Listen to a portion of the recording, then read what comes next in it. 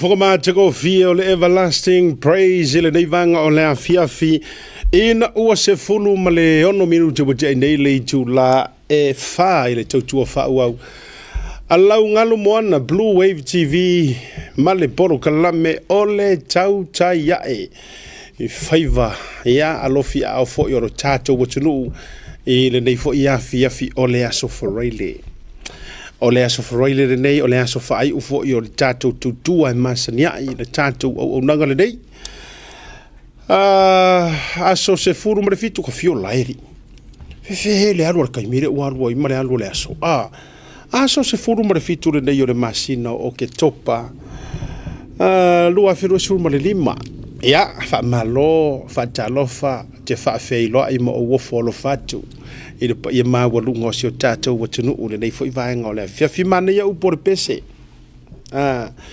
Yehova shama u te le tu ua oe. I oe. Yehova sa roma ia po shalom o lea tua o le file mu. E se le mana ia te ua upore pese lea no usawa nei o whai atu i producer. Ia misa. Se e kango ai wha e mo maile pese lea. O whaalongolongo ia, mani tuare tele au taimi ia. O lai tele no fia o whainga lea e tata pese lotu fo i e so se lokua. O tele whailonga o le pese e whakasa me kokisi, a sofitu, mamona, ia, pese fo i assemblies, i no worship center, so se kua inga ekalesia. E se mana ia te ure whatunga lea. E whaailoa mai ai whaalanginga o whatawhaitaulanga o no fuanga whaivi inga na whailoa iai pe whisota iai le tua po Yehova ia mana au auna ma whaingoa ai ioi mana tua e se uma mo me ota ota fata faita ulanga fo i e uma loa ona pe foi la le fata faita ulanga fo i lena tapena i apera mo osi ile taulanga ile tua ya la isiona tali i o isako ya me le se kama ima mo ala o kama ima mo le kuso le la tapena apera mo e to yo si le taulanga ina ua tofo mai ele tua po le ale tu ai ngata ngata ye aperamo a le taimia la na lunga i male tama ina fia le tamalo aperamo po le polo ta ua le tuspa ia o nei loa i lo le tua le haila e le whaka alo mai mea ampela amo ya ioi e le o tofo mai ya ue ampela amo o le matua mausalia o le whaatuatua o apiramo. Ma o ila, nā lailoa o na daofia mai e le angel. Mawha mai, awa nei o olo lima le tama apiramo awa. Ungi olo lima le tama. Ai o lea e tapena le tama i mamoe lea lawe la vea mai solo le la au tarata. E au mai e osi e le taulanga. Uma loa i ina o le fata fai taulanga la le na o si e le taulanga e Abrahamo i le tua i le tama i mamoe e sui kulanga i longa kari. Fa ingoa lo e Abrahamo le fata fai taulanga lea. Yehova o Irai. Jehovah Jireh. Ana maanga ia. Mana ia yon me o lo fai tau ia fionga le tua. Eoi, whaingoa loa e le tua. Whaingoa loa e Abraham, whamai. Le tua e, o le ala le a whaingoa oi i, la whaingoa le no fuanga le po le whata whaitaulanga lea. O le a whaingoa o Yehova o Irai, o le winga o le whamatalanga o le atua, he's a provider, nate au maia. Wafo ilanga o le aku, walenga a maia kama i mamoe. Mana tua mai foi ele se mamo e maua runga le maunga. Ioi. Nga foi o le nga ho ai runga o mamo e lai ka fa fa la loi pa mamo. ai matua te ia tatou le whaitou ino le tuspa ia e sau. Wa apia mai le maa moe lunga le kumu. Oko. Tau sila iai.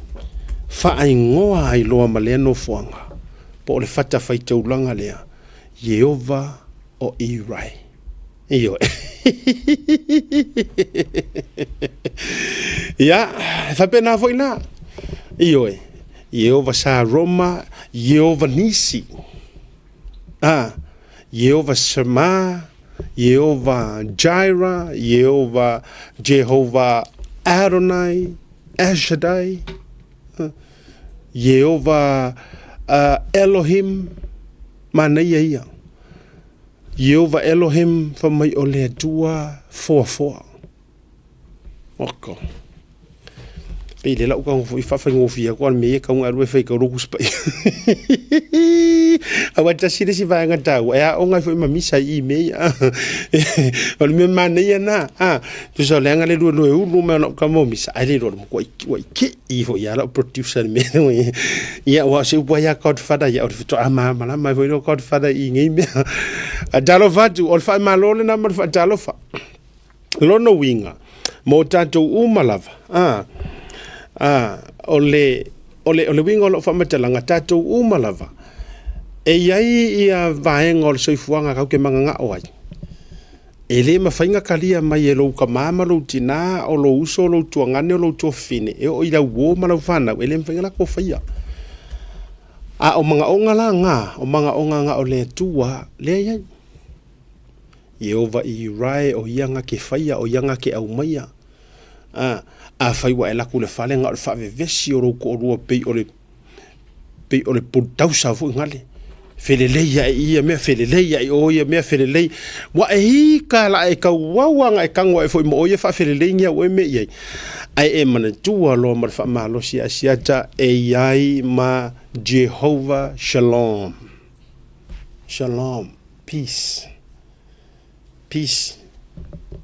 be unto you bye. Anga e mga kuar kamale e whapei fo loko o e. Ia so ko sau ia ila lang ole yo e. Fio la e la ka uvalea Yehova sa Roma ya. Fatalo fa fio yo le tala le. Iyo e. Ya me se fo i o la to falitua au ona tofia le tua. Fa malo le pale malo le ona sa. Cha al fa ila nga de se o kamanga de ngo ba yo ko rungo le sie so mai rungo social media Ona loto le anga ila ia le uso o Joshua.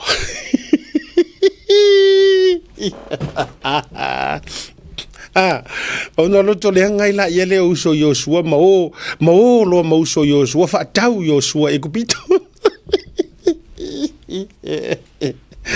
Ona ko inga mengi. Sa feo rolo aso ia o fa mafai le la vatu ya o towie o e la unga le upu le tua. O le whama mawha, tā pēna le lei, a ua le whaatanga whaia, a ua le palafu, o le ale winga o lau tala. Sa palafu sa ngangaka ia le palafu ingai ko inga ngala ungai la aso, wai le ingi social media. Ioi, o tau mo mai, sa nga palafu ia, nga kaila so lengi Facebook, lengi YouTube, lengi Instagram, le ai umani na mea e o ai vai tau o le people, ma vai tau o le MySpace, ma vai tau o le le ai umani na mea. So sa halu a whaasoro a koa le ka penganga ia ma le tape na ina to ina ma le whaila unga. Wa whaila a sasi ape inga paubanga o le piko ngala ko keiloa. A sasi ai kongo le wharesanga o kongo ai ngā la tau te loa ina le sasi. A o nei ona po iyo e awalava ne ia o ai ni tatou whai ngā la unga e maisi o le tau o tau tutu i lumo iyo o le au whai ngā ru o i lumo le ekalesia ma mea whapena ka mo le mole le anga e pala le maa ai le pala le tala ai o le upu whaamanatu mo tatou le nei e fiafi tatou ia o e launga le upu le tua ma fa tapena mo le upu le tua tapena le lei fai tau le lei tusinga pa ia fai tau le lei mau ia ina ia faingofie oi ia fai ngala unga le sima ko inga ka ma ko inga nga unga ngalo ia ia ngo ka ngaka kuspa ia ma ia ta ko ma fo kala ka ma fa ka mangkua la oi e oso fa penga me u ke ka oi ngoa pe ia le ala il ma fo tanga tala i fa oh ia ne sa wa idis ko inga nga ma ko a faila unga fo mai ia lau pa ia po le kalesia oso ma mer ko inga mangalo ia auto le tala malama ile tama na fa tau na ngalenga yo no so ya fiu la fa pele ka de chef ka ukure ngor kamara mai ya na toi u le tama na toi manu wi le tama va ye mangola ko o ya le ka de chef ye ka mo ke maki ala se fe Esawa wa ala se fe oi la se ele mo ki ngo foi po inga ele la au ke va ka u ngo ele fa ngalo ina le tala malama oi ngalo lo ka go inga por fa finge por ka malo e punga koko wo songi ole mai fa malo ro ngo mai nga ngo so fikar al fe au ka nga fe mai ia o yesu ol fa malo lo mai ia wangalo ya auto le tala malama tala il tangata le na puna toto pakar faila unga fa plural me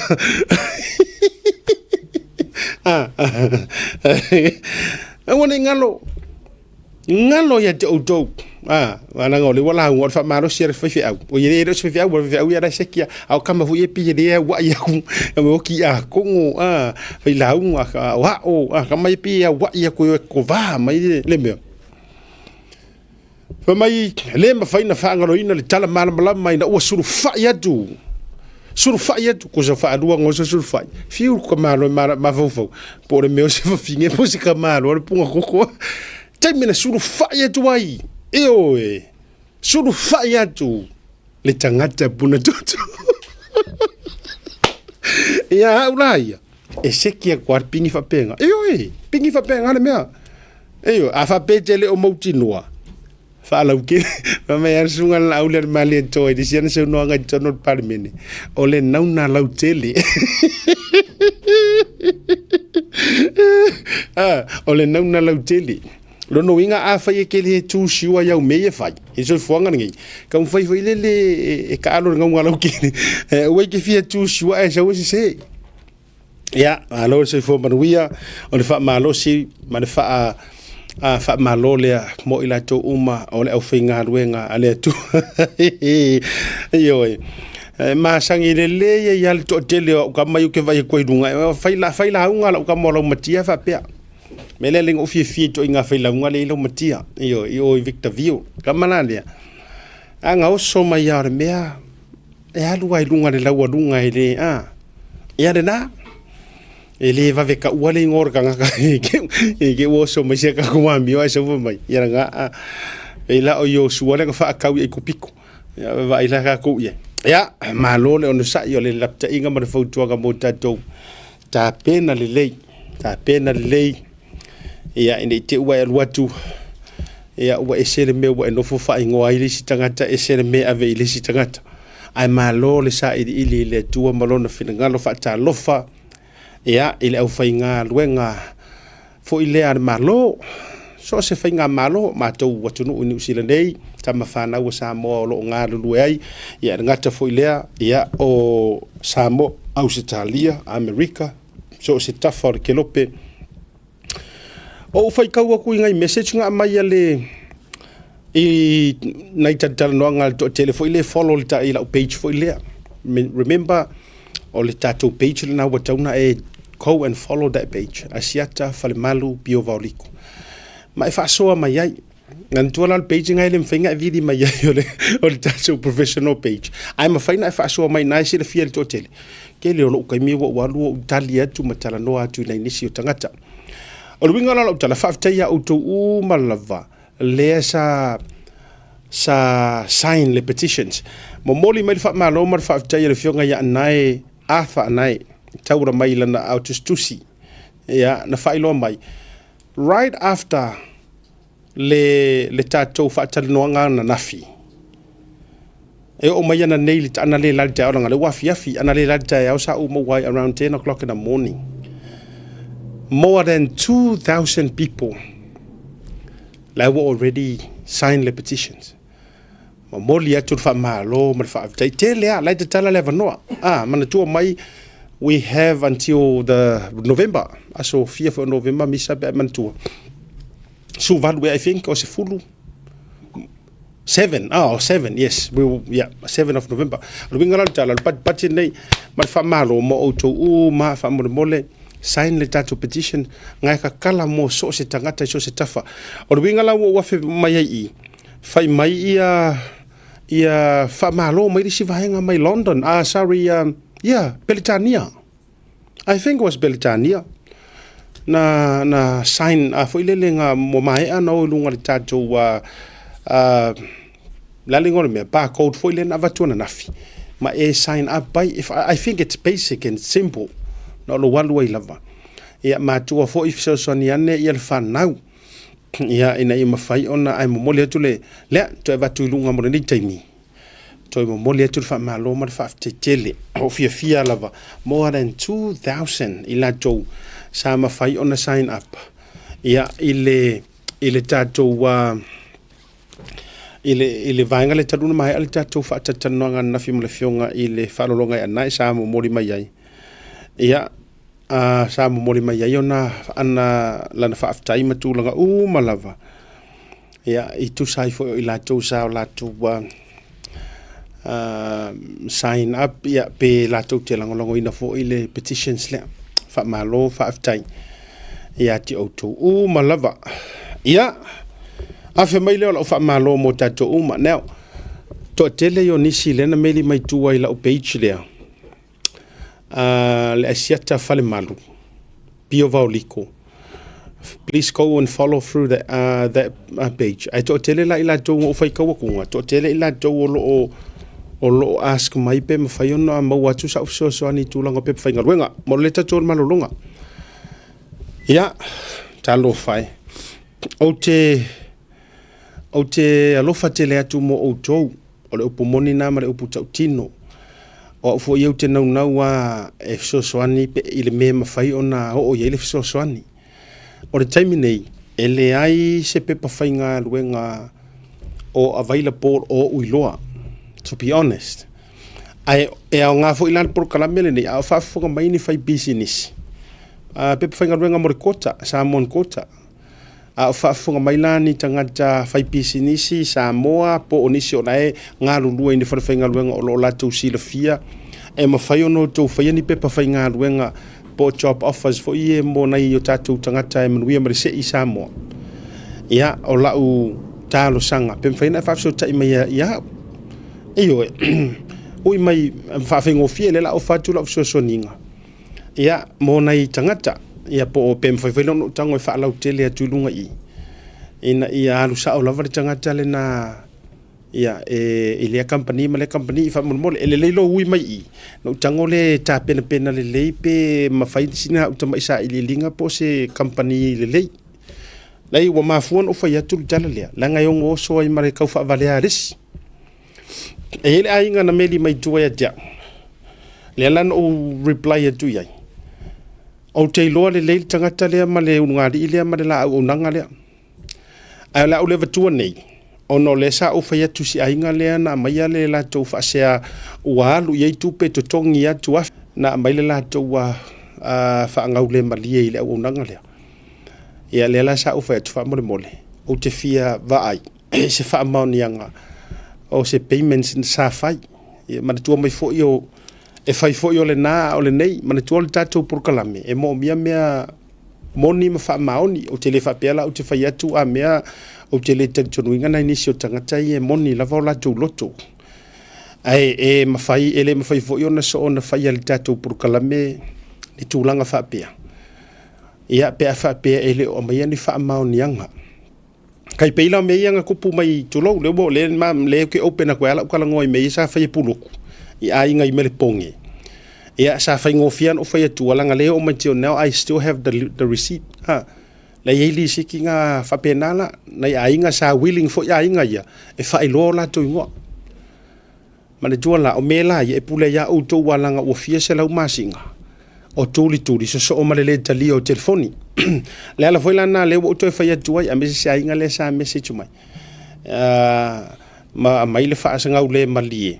Aina fola atu po se pe whaingaruenga po se tūlanga whapena e maua mai totongi e tupe ma vaenga whapena. Ia ai umaenga.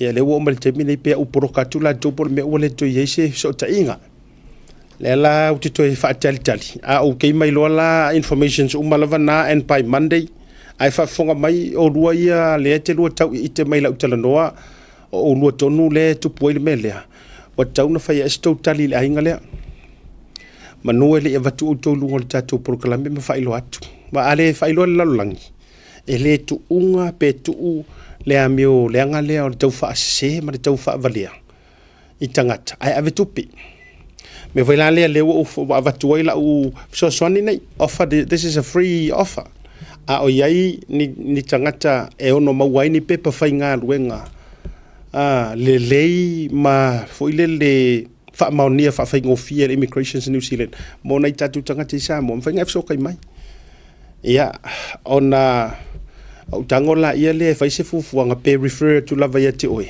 po le lava ia pe refer sa our company e fi so tai manai a inga manai tangata ina so tai mai but as of now fa malulu atu ele o ia sa u fare fainga lu e ma watu ina nei pe fainga luenga ta jol maralonga foi mai fa feilo ia le fionga le li pulisili o le tatou SMI o gilani ai lo peke o mo ngi pe fainga luenga le fionga ia mai afa wala ko ke police officer ha mai vai o le ko ke pisi zo le pe fainga ruenga SMI o le major sponsor le tatou por club esi sa ilia mai va pe le mo men ka ko pe fainga ruenga wala ke wesi ta John Marolonga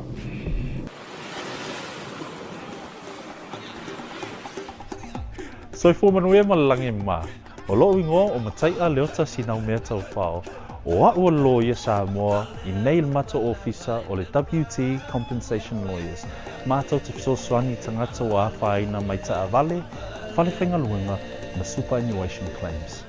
O le manulau ti o le mātou au-aunanga ina ia avele mātou officer e whai ma fisosoani I tangata uma o le Pasifika. Ai se a wae tā ua le mātou officer tangata o le Pasifika. A whai o se tangata e mana o mia se fisosoani wala au mai tatou officer nei Crispini Australia el o fitu tolu iwa lua wha iwa lima wha.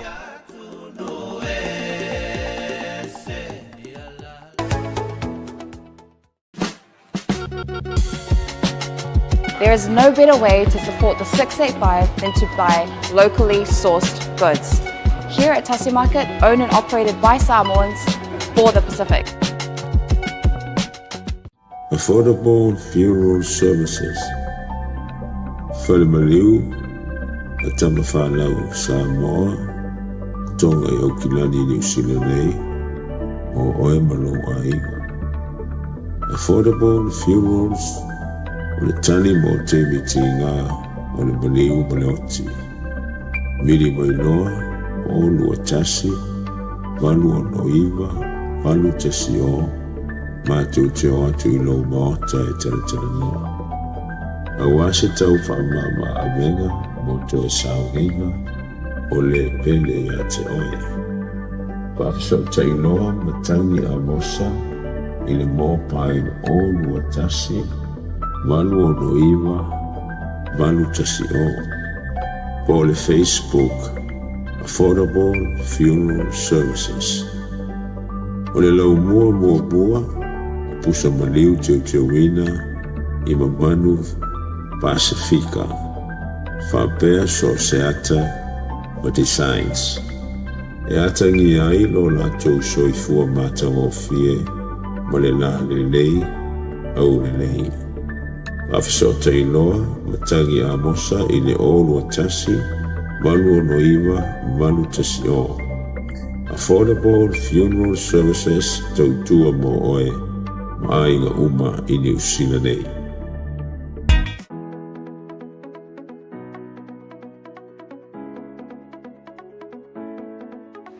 Hey, have you signed up with BLUNET yet? No? Well, let's fix that. Head over to www.bluenet.co.nz and hit Join Us today. All you need to do is fill in your name, date of birth, phone number, and a few other details. This helps us get you set up faster. We'll also need a photo of your ONT serial number and your modem. Not sure what an ONT is? Don't worry, this is what it looks like, and every house with internet has one. And make sure you have a valid ID and a utility bill or government letter to confirm your address. When you join BLUNET, you're not just getting fast, stable internet. You're also supporting shows like Tautai A'e, Breaking Waves, and Sports Salanoa. Your BLUNET subscription helps us bring you more content. If you sign up this month, you get $10 off your first 3 months. If you have any questions, call 0800 258 638. Join BLUNET today. What's up, guys? Lupe Soraina Auli, Joseph Parker here in beautiful Samoa. Make sure you tune in to Blue Wave TV.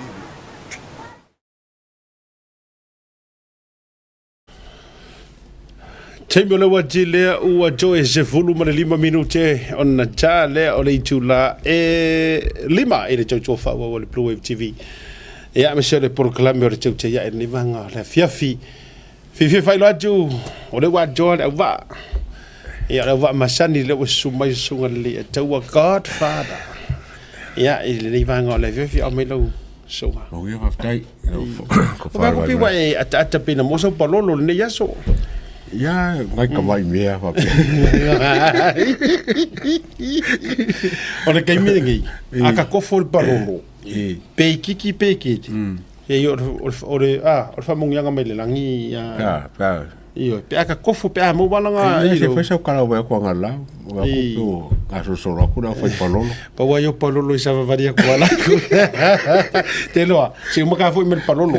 Anga kasi ala umula u iki. E manguia ka ua ka sui fa ka malo fa rongia. O ia le. Fifi fa lo tomato felo ai male polisilo le tatou SMI nei au kilani.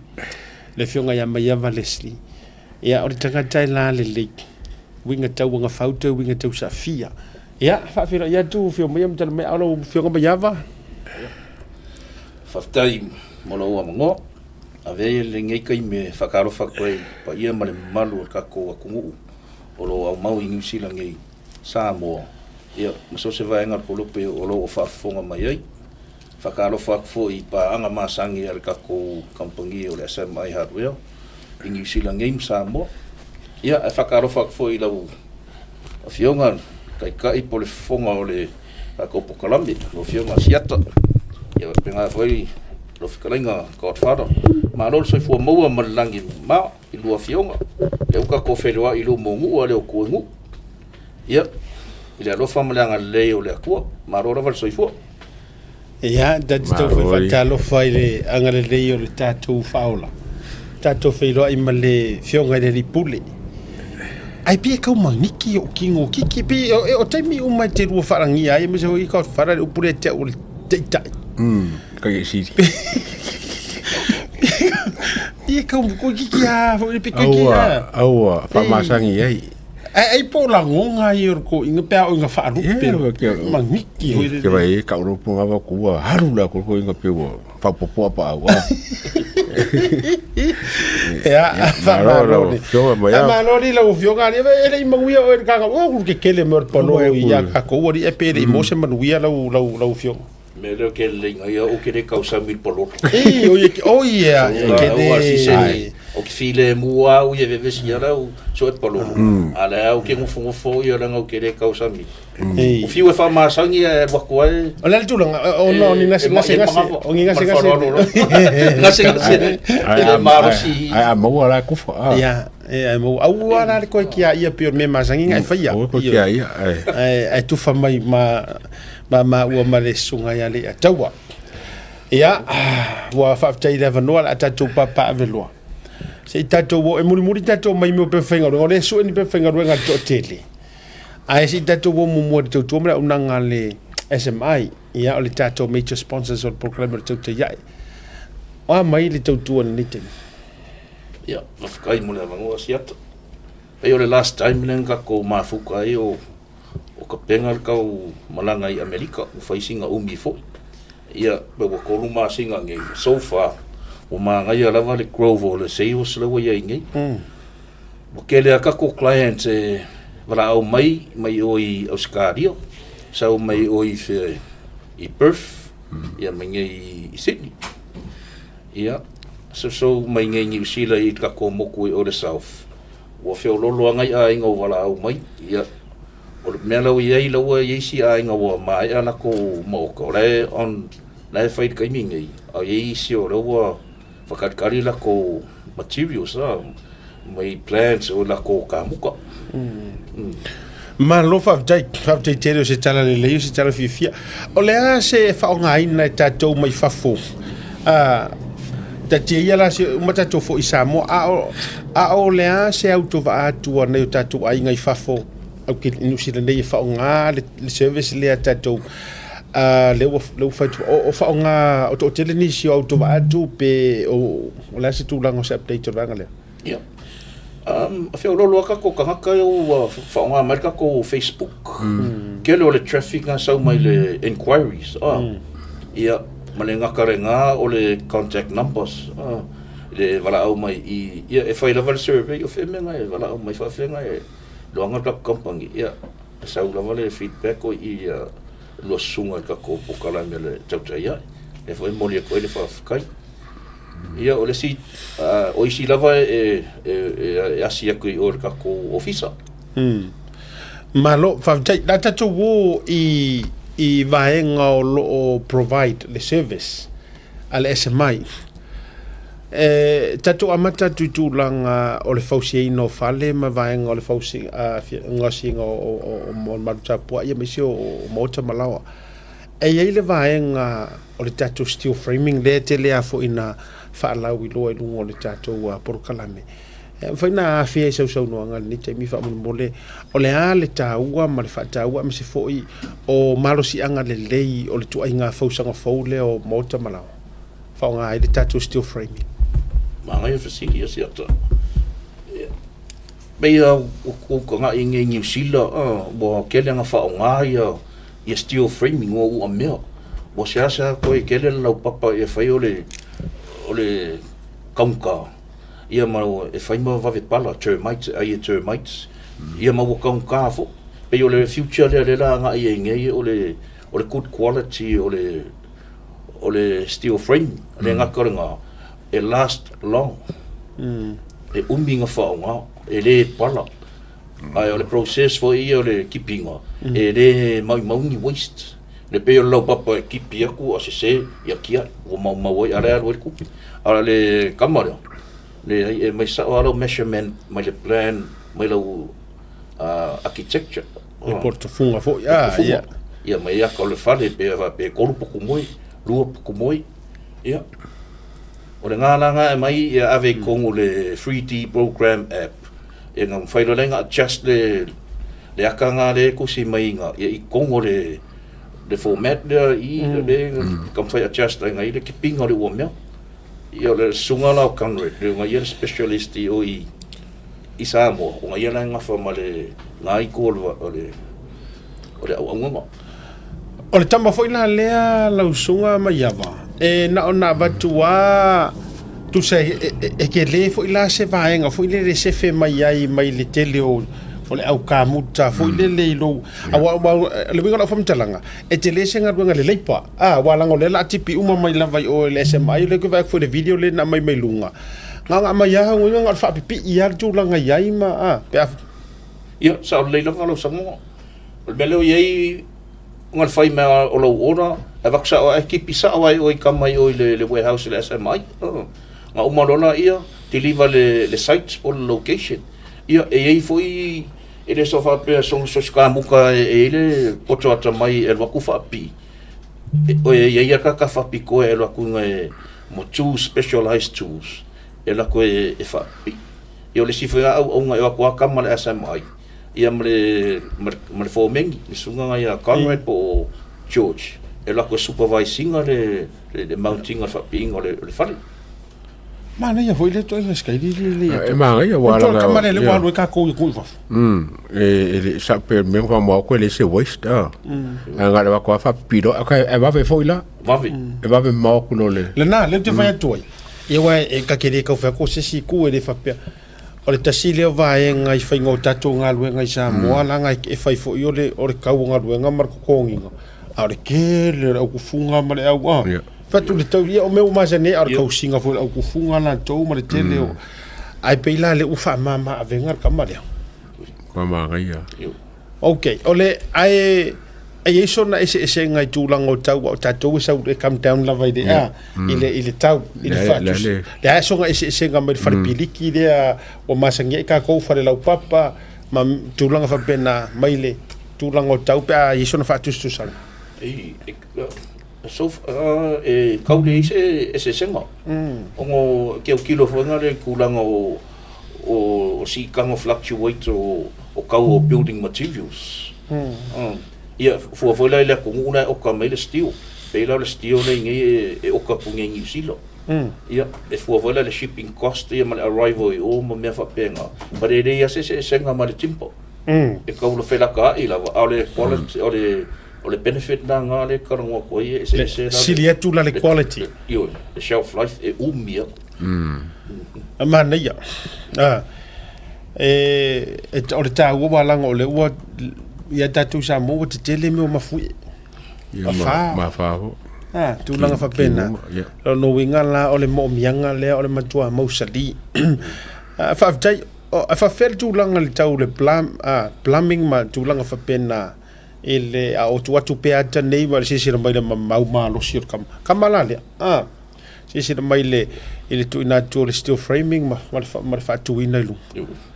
O le tua malos ai tatou mai la tūlanga o le plumbing ma e mau mai ia tatou ia sa o le lava pe o ka ko fale o le ka ulava o le one stop shop e mau uma so se i koinga o loa pe a maka mai lava i mo meu plumbing ia sau i mo meu electrician ele ko le appliances mo uma me fa pele kise ia sau foi le ku ia mo meu agriculture farming tools mo meu fa pe yeso eu fakuanga pa povi pa pua me fa penga ia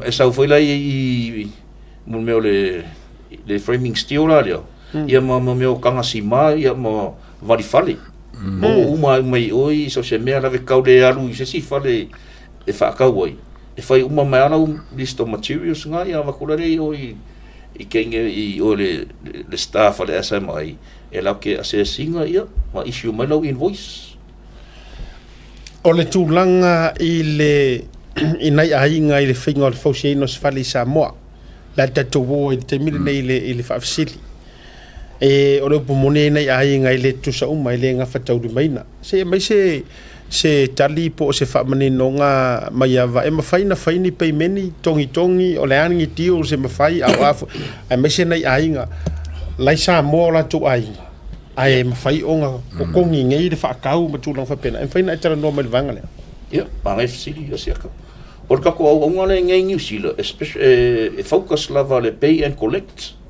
o ngai e leise o le company e ku lava i Samoa o ngei ngale payment office lava loke male marketing loke vai nga wa lava ke minge le office le lo por lu manga e wa kilo se administration se finance side por ke minge o Samoa lava le apply uma me ka loan o finance ia ai alu ke apply ia same as a be ke alu ke apply so loan le bank same criteria to apply provide low contribution dimas fulu pasengi waso splo ke kia e fai e konga ye sau upe uma fa pupu molo project la kapenga ye ia provide for ilo lua guarantors ia ma provide lo basically ia ma lo koluma singa bank statement for ilo assessment ia assess lo kulanga lo serviceability ma lo affordability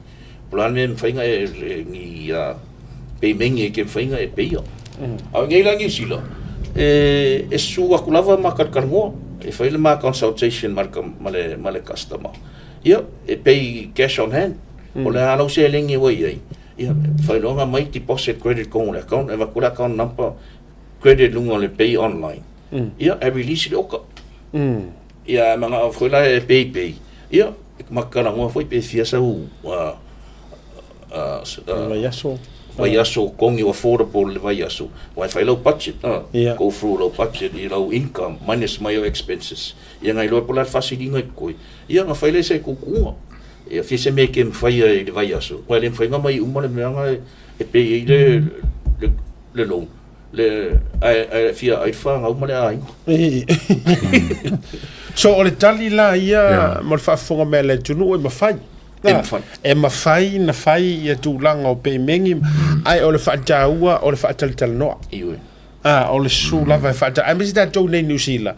Ia po Australia po whelo fo e mwhaiana e whaonga ina mainu mera wale la umatu ina tūlunga ia le tātou tautua ma launanga. E ile skanga le whisiri mai. Mai a walanga a fua tu ai ngā whale ia le ua pe whungare kama hoi le ua already mai whunga le ma. O lela ile fisili le au fisili tau o lela ufa fisili atuai. E mawhai a whapela le tu ai ngata fo ile le ise ka muka. Nga o la waka le le mai le nofo mo o ia tunu i fafo. Ai mawhai ngā watu ia au tau. And then e mawhai fo ila e ise service a tātou e mawhai na tau o mai a whapipi ma mawhai a se ia uma.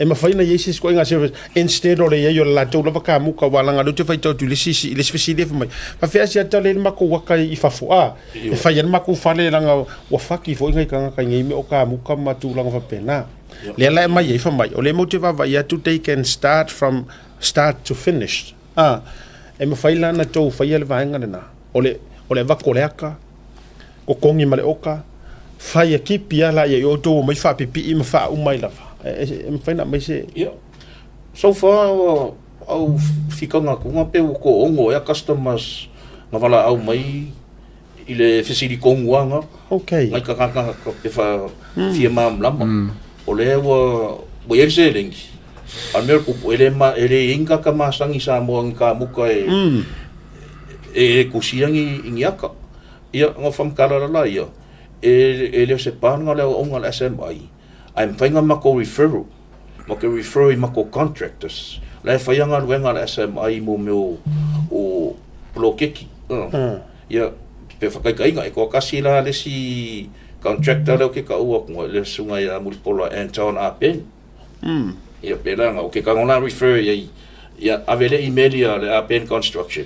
Communicate sa ola ia le kamu, ia le construct le Apen. Ma ulo la ko whai inspection. Fai mai mar quotation. Ia, makarangoa discuss ia polare fai ngole materials. Kuranga whapenga. Awa iei ka ngaka umanga le whakalikali fo ila ia le kala se lenki. Ke leo mea uma e whai ulawa le approving o loans ma me whapenga. Alawa iei si umanga refer I mako contractors. I Samoa. Mana ia. Mana ia. La ku papero ka la ku le papero ia a me se ka o le korupo ku mo ma fa ku mo so ki kilo po fe me ko mo e la I me fa penga ia ma ga ke ona mo to mana ia la sa mo le tu longa le mana tu o fale ngai le o ye le tautua SMI ia la isa mo le ia ka ku ku kama ia walanga o momonga nga o listanga tano funo wharonga wharengi mai mau peanga peor whalere de Samoa. O lana o mawhaina whai Samoa. A le whaila o te le tautua male o unanga. E mawhai ia lai ai ia tangata lai konkalaki anga I SMI. Lono winga la o le whatau o le vaenga lea lau fionga mai awa. E le mawhai fuonga go wrong.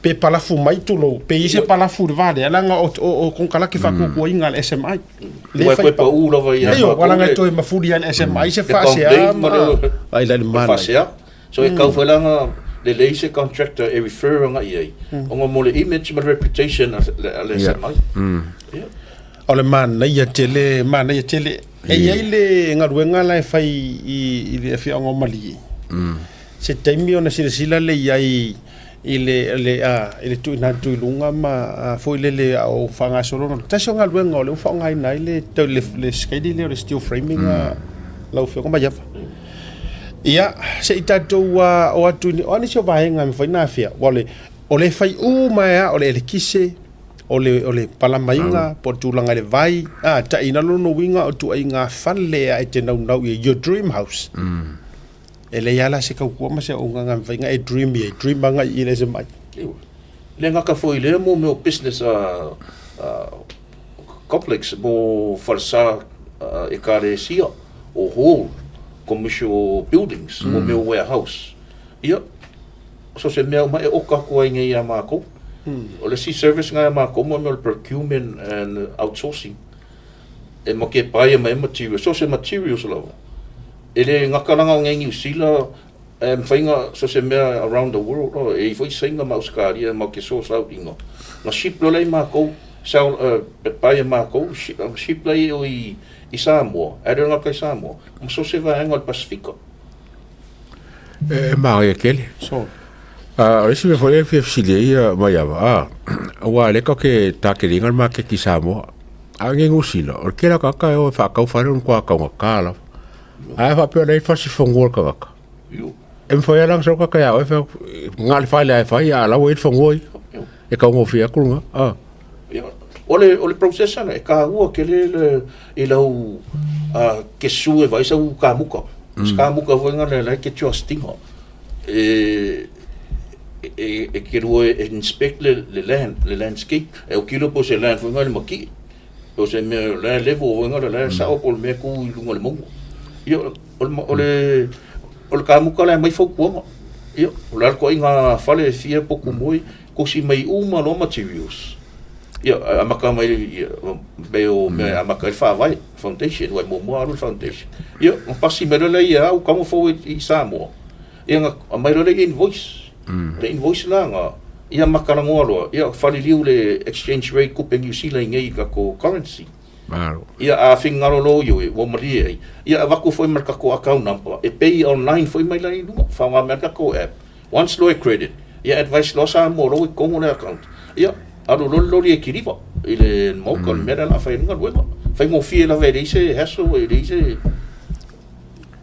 ma lo fa tai o le tulanga foi la le kilivaina me se for mo tele se la fa walu te va tule ile tato video mo tulanga fa benai le se fa le tonu a maiava le se va le ko mo ko sa ale o kiriva la e mo kiriva vini merko inga va mai fa molia ya wale o ka ngawa wa fa merko se fa kalia se vini la wa karipo fe mena ka e o la ku lori kiriva se i de fale ale le se ia ke wa ku isinga o ma o le ngol wa ku lori ma lo fa tai tele lo fionga maiava ia mai tato numera le foi lo sa no ale tu atu lunga tato informations a o hafo i taimi o le aso e mawai la o fionga maiava ia malau numera i au kilani fa mormole ia fa tai ase ke le o kai mi o ke alu i ko e fai o presentations i ka ko community ngai ka ka ma ko e le o nga fa kia mai le o mai i le officer ia fai le mau o areas ia mo ko ma ko foi le fai savari ke o officer fa fa do ke o sa ngau se vai ko inga por lo mo ko ma ki ngai le ma ko e pele insurance ara o ngala ke le nga wali pe vai nga lo su fo ia no ke ko ke ka fa io ia vai viri mai fai le appointment au la kalaka ko o le safo o ka ko i manguelo manuelo ia o nga ke ka ambilo ia wale mafai ana ya lui moto tangata ia o library se fai i presentation ia e fai mafai na ai taimi fo repoma nei tu 24 hours para nga ngoma tu la ka me pole ara kai meu o isi kai me ngalo ya whatever ko nga vi tu de video kwa kadi mar ka ma so yo quiero ka ko ka ba ka per guapo e alu mala sa e mo ya mai no tato numero e ngo ko mo wai mar pure se mai ya na wa va tu lu va ko mi sa pe ngo mai sa mo tato mo numero le mai sa mo le address le o kilani le 47 Rini Drive, Mangry, o le ofisa le ia ile fionga ia Maiava. Ai pia numero la Samoa a Maiava. O le afo, o le ono valu lua lima fitu iva iva. Sa le lava. Ai se mai ala ta numero le mawai nei lau fionga. O le 021 820 594. 021 820 594. Ia maningu mero le ofisa. O le 09 218 8667. Le nā ua vatua o le olua tasi valulua o lima iwa wha numera na o le mobili po le telefoni fea vea o le numera o le ofisa o le oiva lua tasi valu ono fitu oiva lua tasi valu ono fitu vala au le numera a le fionga le lipule na watu ina tulunga e ma numero le ofisa misangi ke wai a veanga o ngumera nga ya na wa watu le cell phone vili e ko le mo le fionga ma yava text ya ila mata upua o lo swafa o mafuanga o lo meli o mata upu tau le SMI ia lono winga ele umi ai to vala au watu le mano o le takera le rua mingu ole uma ko follow up lovo ole service le em kom kapia ki ora fa kura kala ole mele ke ufo ole take de rua mingu ai amao surva ve ole spara amao man wa make spa ma so na fa kasi mara kom ango fo ko spa ko ki kula no inga fodinga mo e ele mele tai le tai ya ki ora ka fa ke fo ngi spa Ia ko foi asia ko nga kere ngo ko nga ko inga fa fe au o nga ko ko lingi e o nga take foi le si market ki nga mo nga ko inga o kere ala o nga ko agora ko inga ke vai e mo te o como vi ko ngia ko ar fa le cash o kama o ko inga ya o me se fa me pio cort fa pio mafia alu ai mo e ka ma ku ai se le ya mori fa maro mar fa tailo fionga ma ya va sa una fa iu ya tatu to ma vai le tu sa yo tu tu ma una de SMI ya fa tailo va mo lo no mo le foi fa kai lo sunga sieta fa pena foi caught for mo le au ngal ka ko pokala me maro si le ale tu sa ya fa kai foi mo le fala wiloanga le ngeia kampangi vai fa ia ma sui nge New Zealand ya me se foi le pulenga o lo kap poi mai o Samoa ia lo fangia pia le kua mo le malosi ma le toi fu ma lo inga ya ke o rua ngai ke rua karavou ama au le do pelo man kua mai ma ko ya le na ku i lava muri panga ia fia fiu ma o mele ia sa oro ale fia kua ia ma ngava ka mo ia ko pel me ai fia e karol fa ki rol mal TV maka lo fia ai fa ka ke le lava mol ka ko mafkanga mal vola dia o ngai aso ngai fia ya malo fa tai le la uma le email le card le totia misa on to update tula I initial details ranga lo te vai to ile au Brisbane e ile au Melbourne ile Australia ya me se fo o America ma Hawaii le fia so tai mai il fa ngai no le tautua mara unanga e tawala tu i lau fionga maiava ia ai tatou fa penai on fai fa tele manuia le tua ia i lau tapo inga fo il tua Samoa ia ile asawa ile tau mate te rua le lo tu ma kautfana ai ole alo mo tai il tapo inga le tatou au manuia tapo inga le tatou au tatou maralonga a foi mai ia tatou alu loa se ila langa le tatou fala po fe ole atua ia ile tatou ini o le ia so me se nei tatou update ma vai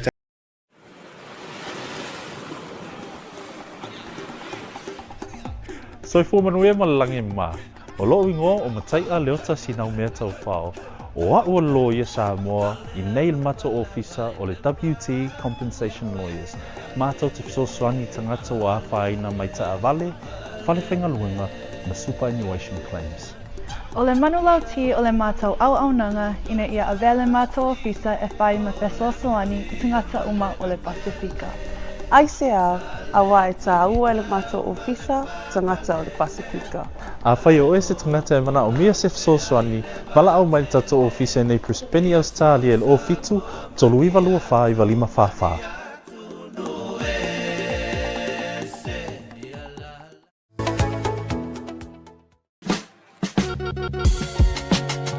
There is no better way to support the 685 than to buy locally sourced goods.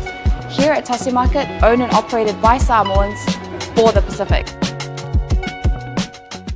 Affordable funeral services. Whalemaliu, a tamawhanau Samoa, tonga e Okilani New Zealand nei, o oe malo aiga.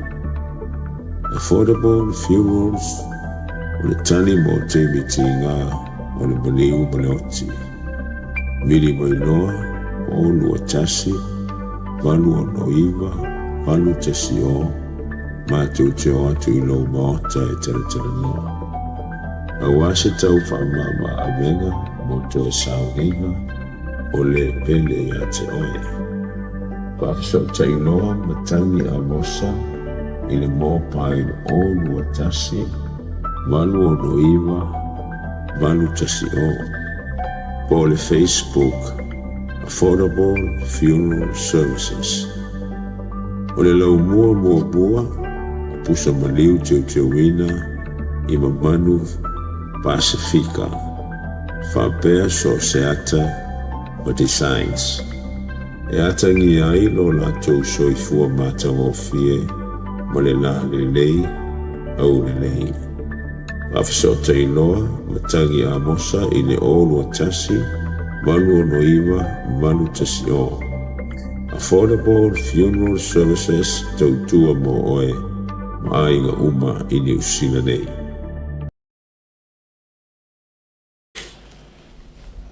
Taimula wati lau suma 5 minuta wati ai nei lei tu la e lima I le tautua whaauau.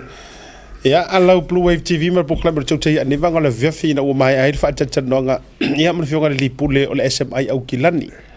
Mo le toi fwoi ma mato wha malo le pule sili Samoa. Ia le tumaita ia Melbourne. Laupa ia me se fwoi ia Conrad ma auto uma le au whai ngā luenga. Ia me se fwoi o le jina whatua ia tapoi kueva lo tapoi me Samoa me se fo au fenga benga atoa pof ia pia ia me se fo salolonga ma lo le tutua le fenga benga le SMI ia me se fo I o le tawatai tu faiva tatua tua le atoa le tatua so fanau le mai fa sisilaga ia o le atongo riva tu sanga le fine ia Brooklyn Misa. Happy 9th birthday Brooklyn Misa. Happy birthday dear Brooklyn. Whamanuia le tua I lo wola tuputupuai. Alo whaanga mai au ahinga umalava. Ia nana via I Otawa. Ia whapea fwoi la malama and poleki uncles and aunties. Ai maise o cousins alo whatele mo oe. And also from your special uncle Misa Jake. Ia whaupopo toi malo whaanga mai a maumale e taua a tuanga riva tusanga o le teine au le leile o Brooklyn Misa. Happy birthday. Ia o leisi o le tātou barbecue lea I lea soa tai au. O le barbecue le nei. Ia o lātou umalawa o lo whaafuka mai North Shore. Ia me se fwoi o West Auckland, South Auckland. Ia ma East Auckland. Ia a whiwhio atu e lango le barbecue le nei. Ia o alo fo I fasino I si sui I le tamaitai po le tamaitai lo ia pef o ne semo. Ia o le latou fa moe la le sota e au. Ia le lafto a fa o mai ia malu lua tuai fo I le sunga tamaitai lo ia. Ia ono le fato a o mai le flyer. Ia o ka ko fo ia o ga pala o kilangi le mele le la sora tai au tatu barbecue. Ia wa iris barbecue na leva tu mo le vasofo. Ia al tamala le taia. O le ia inga la barbecue le wa le saule delivery available. A tolu I le fa I le lima au barbecue fa tau. Kiliva fua. Ia mai. Lo no inga tolu I le fa I le lima I le ono I le sefulu anga I lunga. Kiliva fua. O kare ma ngaia. Ia fa so tai o le tatou ia ngai ni se ngumelo. Oi kani ngumelo. Order contact today you go. Taurus. Yeah, o le pre-order now, fa mole pre-order loa. Contact ia lani le olua o fa lima valu fitu lua. Ia o available le bank account le na.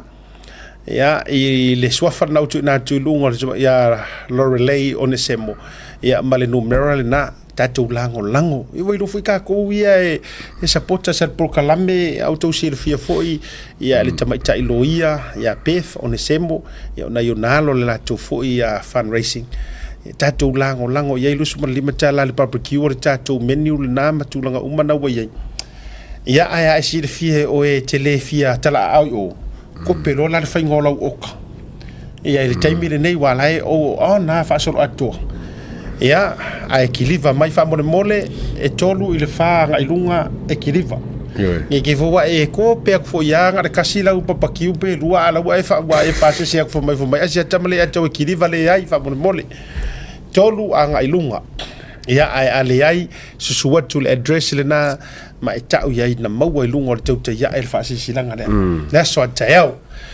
ia o le sita tu fa se silanga tau le nei fa mole le ava ma fa alo tele fa se silanga tau nei mo tama fa na sa fotu au kilani le ava ma fa alo tele fa ilo atuai I tama fa na uma o le tatu a fioanga po o si o tatu nu o sa fotu e fia faia le tatou fono tanga I le aso a tae au I le taimi ma le no fuanga wa ta ua I lalo fa mole lava se furu valu o ki topa o le tae au lea I le se furu le tae au o le tatou address le nale o le tasi fa tolu Cavendish Drive a Tasi Market headquarter mana tua male mele sa tele na fai papa ki o tatou fundraising e masa nina matou fai ma tatou papa ki o fundraising ali malanga I Amerika le ile tausanga le nei ia ina tonu lava fa fonga mai la tama fa nau u mala fio ngo sa fotu nei o kilani ia fio atu matala tu au ia o fia mo wasi to failo inga ia ile aso tau se fulu le tau malenga fa alalo fa tai o le sifa silanga o le ainga Fast Victoria fundraising o le aso afea le fa mole amisa aso mua November, there you go. Yes, lailunga. Aso mua o November, lono winga o le vai aso mua masida fou. Vasio na tua. E fai ai le tatou siva fundraising le ale ainga Fast Victoria. Famone mole MELBOURNE. Ya, fio mai matala mai ao. Losu mali matala le urufale BYO. Sapa sumali matala mai leono le fiafi sumalu le po. Ia mo fo ina e tatou fa iloga mo tatou siva Samoa ina I le address le na o le 206 Glencala Hall ia was masani e lava fo I tatou ina I MELBOURNE ia fio atu matala awatu tatou fia I le aso mua o November o le niso tatou faasisilanga ia o le atu e watu I le isia tatou malolonga ai tatou foi mai ma nei le tatou mla unanga le SMI mai ki se lau pasenge ia te tatou foi Samoa le tunu woma paanga mai le tatou Blue Wave TV mal proklame le tatou lango ai so fale me so mota fia fausia I Samoa so se tonga mai se fo yo farisa hall te tele tulang fa pena ya afso ta il tatou tu al SMI ya me se le la ko suinge le la to sui fo ni nga kalgo ma pam so ka ingo Samoa lore ka make po la me le fa yo le mo ngel la ko sui fa pena fa nga ka ko ya le na ai la tatou me mai na ya tatou update ma se tatou faʻasoa li ataua ai momuona moli faamalo I faafetaitele a David ena sofa gravel o alisa ia e tusai onai sia mafaamanuiaga na taunuu mai nei ioe ia faafetaitele e te iloa le mafuaaga ua tamusu ai e vatu I luga lenei mea o le palolo ia lono winga le taimi tate vatu ai luga le taimi foi na tatele ai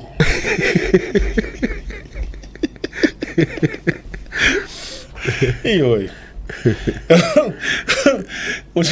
O le taimi ia wai ro foi la to inga I tau. Ia ho ko nga sample nga pa me. O sample me nga mai. Ia sample. O sample nga me mo le to fa te tele tau la tu fo ile to fine por fa tu ia neta whaafetai le lava ai mese o le afafine na malanga mai ia Samoa mo mole mai wa umara wale ke ia wo yese se kau fai mai ke o ko ise wale se mo ma ke ia wa isi mo se joy uma wale fu se mea a fu no fai ato o una na ayo na tau nu uma ya disappear ro eu ia fa perkele ia wo umare le ia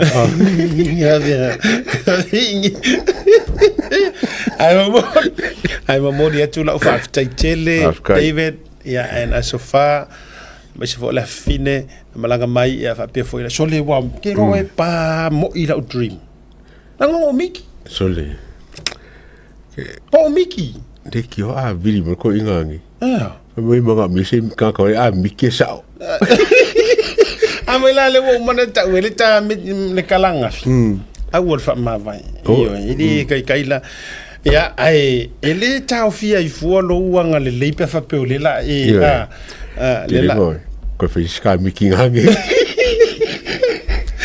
ole te ata wale na ta umai foi sita so upu mai Samoa Carolina paila ko so le na ta umai Carol fa mai sata ia o lau miti o le nala fa mo i o le tau nu ua tuna nei ai tau nu la ki rora ka kare ka hui ia kupa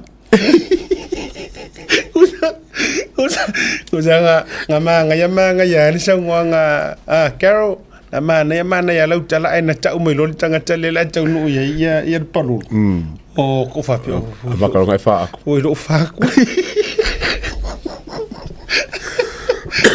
drop o ilo o fatue ai te lo na we e le se kam fa mo inga ya oinga lio oi ai e ka kamare ai le la mo ki ngora nga pa walo se malanga ri o vo de o fio fa ka ka di e o vi mo ka ko fo isa mo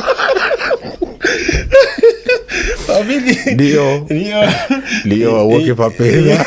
Lio. Ka o me la fainga palolo masala. Foi na que fa, mana tuana ta uma ia vui. Yo. Tuana ta uma ia vui a ta. Yo. Al mele o tu. Tu sol mele na baso le vaso ku. Le misi makarwa mario. Kami ko fo ia. Ko vidi mai.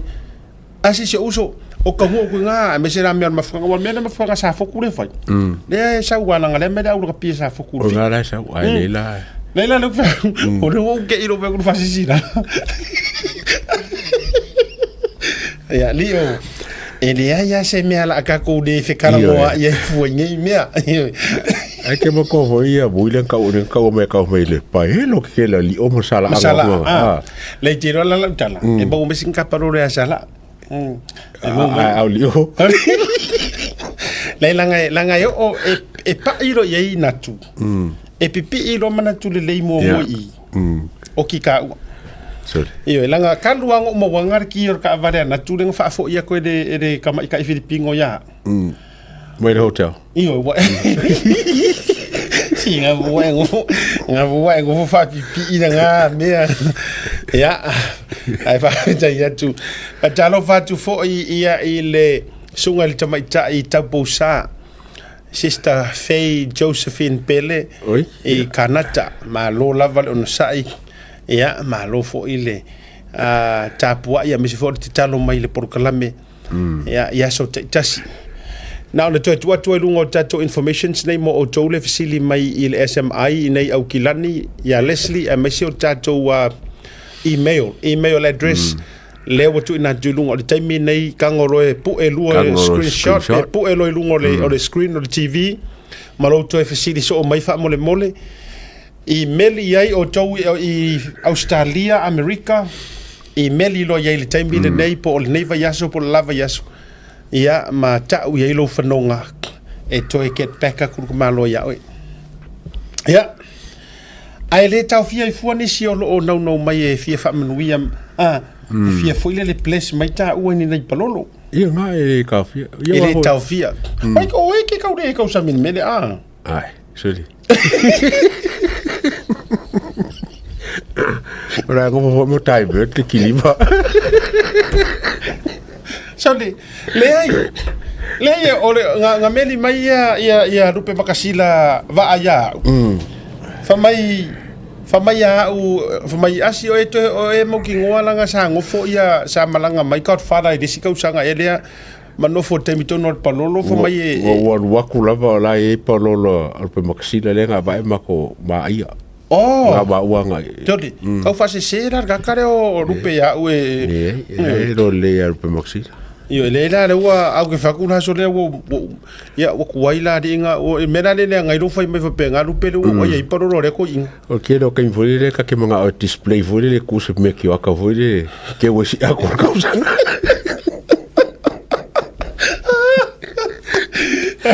mela le tele o do maila o ru maxi ela wa fai me fa me o fa kule le ya ila o fionga pe ka usamir ko inga ya ka fara fa me le ai nga mai mau foi parolo ri senga malanga ale la o maola ai uma ka parolo ale ne me ke o ka ore o ya sia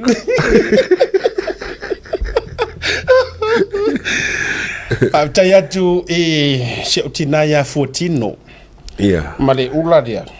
Oh. Ya na yo ke rola li umang su isi ulo ke romo ana fa me alo fa mai. Le tina taula sea. Ya al fo mai fo mota mitso senga se mangele. Ya fa tai fu to firo ai. Mangele. Yo au le leisa o polo misi ai. Il tina to fa ya tuana nafi. Ai wo rush mai nga luenga nafi ai ngalo ula le fale. Ya ula kulola ya okay fa nga o fa ku make sure. Ya fa manga ku mele ula le. Ia ula por kalami fa te tele la fotino tai mo le ula ia ai mo miangi ngai ula fo ese ko fo so mole ko fo por kalami ma le ula ai wole le ia me fo ngai palolo se wakeli hei upu makala ia e kupu se lo miki fo la kelo la o hangi me ka ke fa ia o ngi o ka ko miki la ngo miki hei ai le la ka wo nga miki so pe la maka nga fai mo masa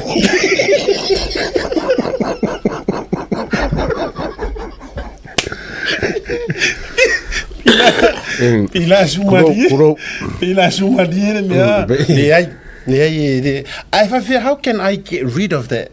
Is se me ka fa se me o miki ke lo fi ma be sa ke le ma be si ko miki fo si ya no que va a miki o que no ves que le vamos a o que va a ver mai o la ku casi con miki ngage ai que na oi e le video se a mata il tatou wa las fale le ngi ka ko relax ani me ko fa ai o le ngali ni tangata nei o tangata o matua lau vale a ngali le e o fa pele o se so ala se i fo ile se ka ko fa longo se la fenga ngui mo tangata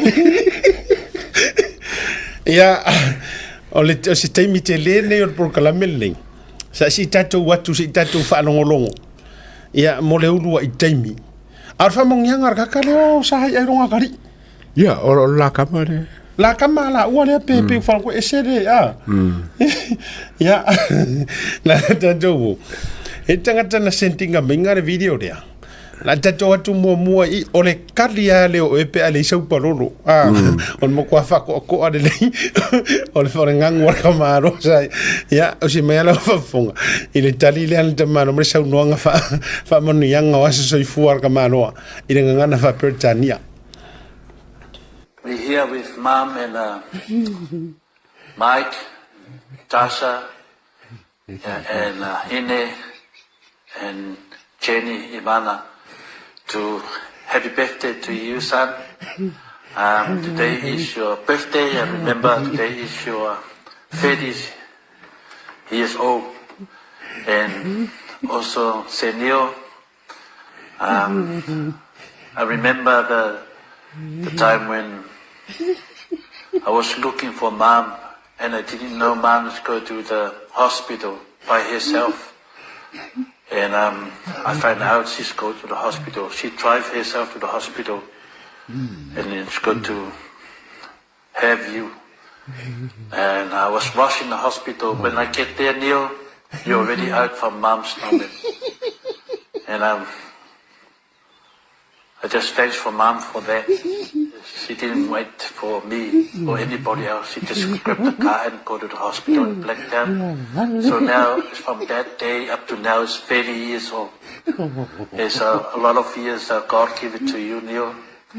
As you know, in our family, we are church people. Our families, we have our faith in God. So the most important for me here and Mom here, just to continue that, Neil, even you know you've been away because you want to be away from our family because your talent's football. Yeah, don't forget that. Is go to the church, go to the mass, and stick in the way we start from this family. We're happy, we're here, we're happy to support you for what you want. Now you got your family, you got your fono and the kids.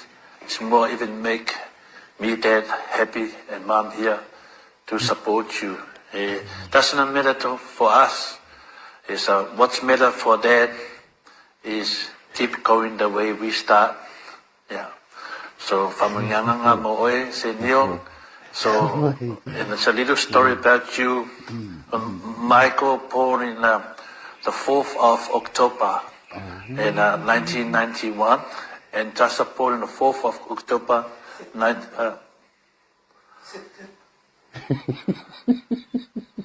It's a little story for you, Senor. Is Michael born in 1993. Sorry, start again, Mike. It's a little story for you, Neil. Your oldest brother, Mike, born in the 4th of September 1993. Sorry, wrong again. One more. It's a little story for you. Sorry, one more. It's a little story for you, Neil. Your oldest brother, Mike, born in 1991, the 4th of September. And then your sister, Tasa, born in 1992, on the 4th of September. And you born in 1993, on the 26th of August. You missed 9 days. If I only Mom hold for that 9 days, so you and your brother and your sister have the same birthday. But never mind. For the time you come in this world, there's a time God give it to you to come in this world. And then we appreciate for all the effort you show on the TV, you show to us, your career and your football. We support you 100%. And God bless you and Fono and the kids. And say hello to all your friends in France. One day we will come there to meet you there. And me and Mom here. Mom, you want to say some happy birthday to Neil?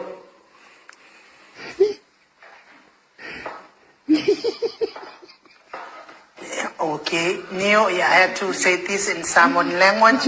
Manuia tele le tolu se fulu tau sanga o lo soifua, vai to sa se Neil tole foa, pa manuia foi le.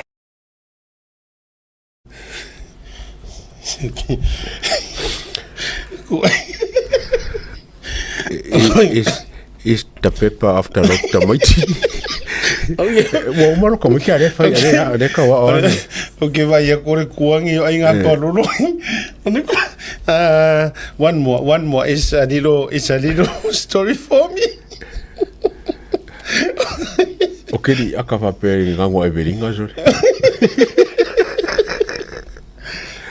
Le ele se io am morka ka ole mori tangata a wailo e vai tulo langa lewa mawa mana tu mai fo ipe no fa yat e ke sola malo kau fai e ke kau fai e ye ar kai me mawai oe ang fa mo e na mana tu la le se o a me o am wai ringa ko nganga a ole mea a e si la fia ele o le levo mawarunga leo le ingidis.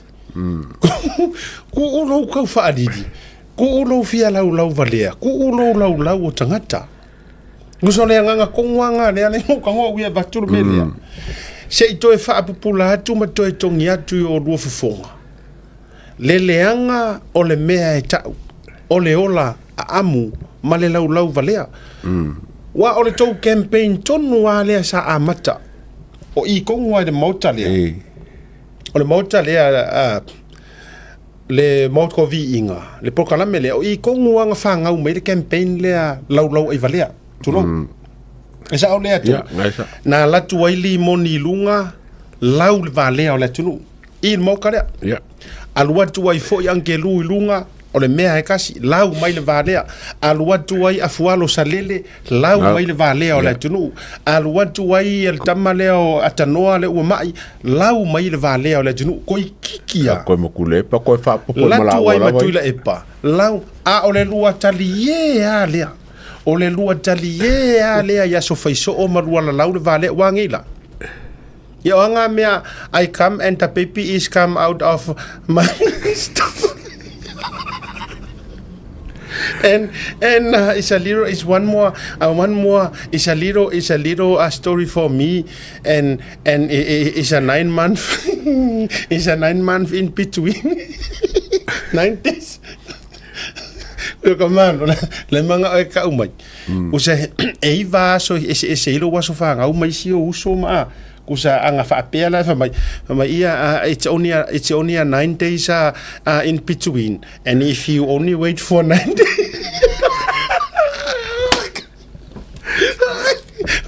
anga e whakarikari ala mo se si vaso ia e kukusa umoko waso orang kalanga la fifa makala kusa mo mo pe anga onga sa isi ia mai mau it's only a little 9 days.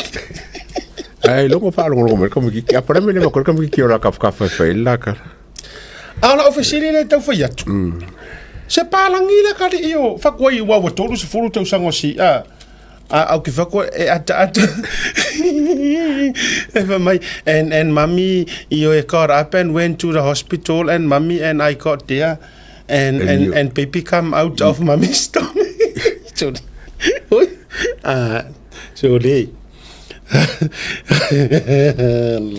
Ala sa wai ye ba mo ni sa fa sa mo mai. Ia man tua langa lai o so sa o alikia.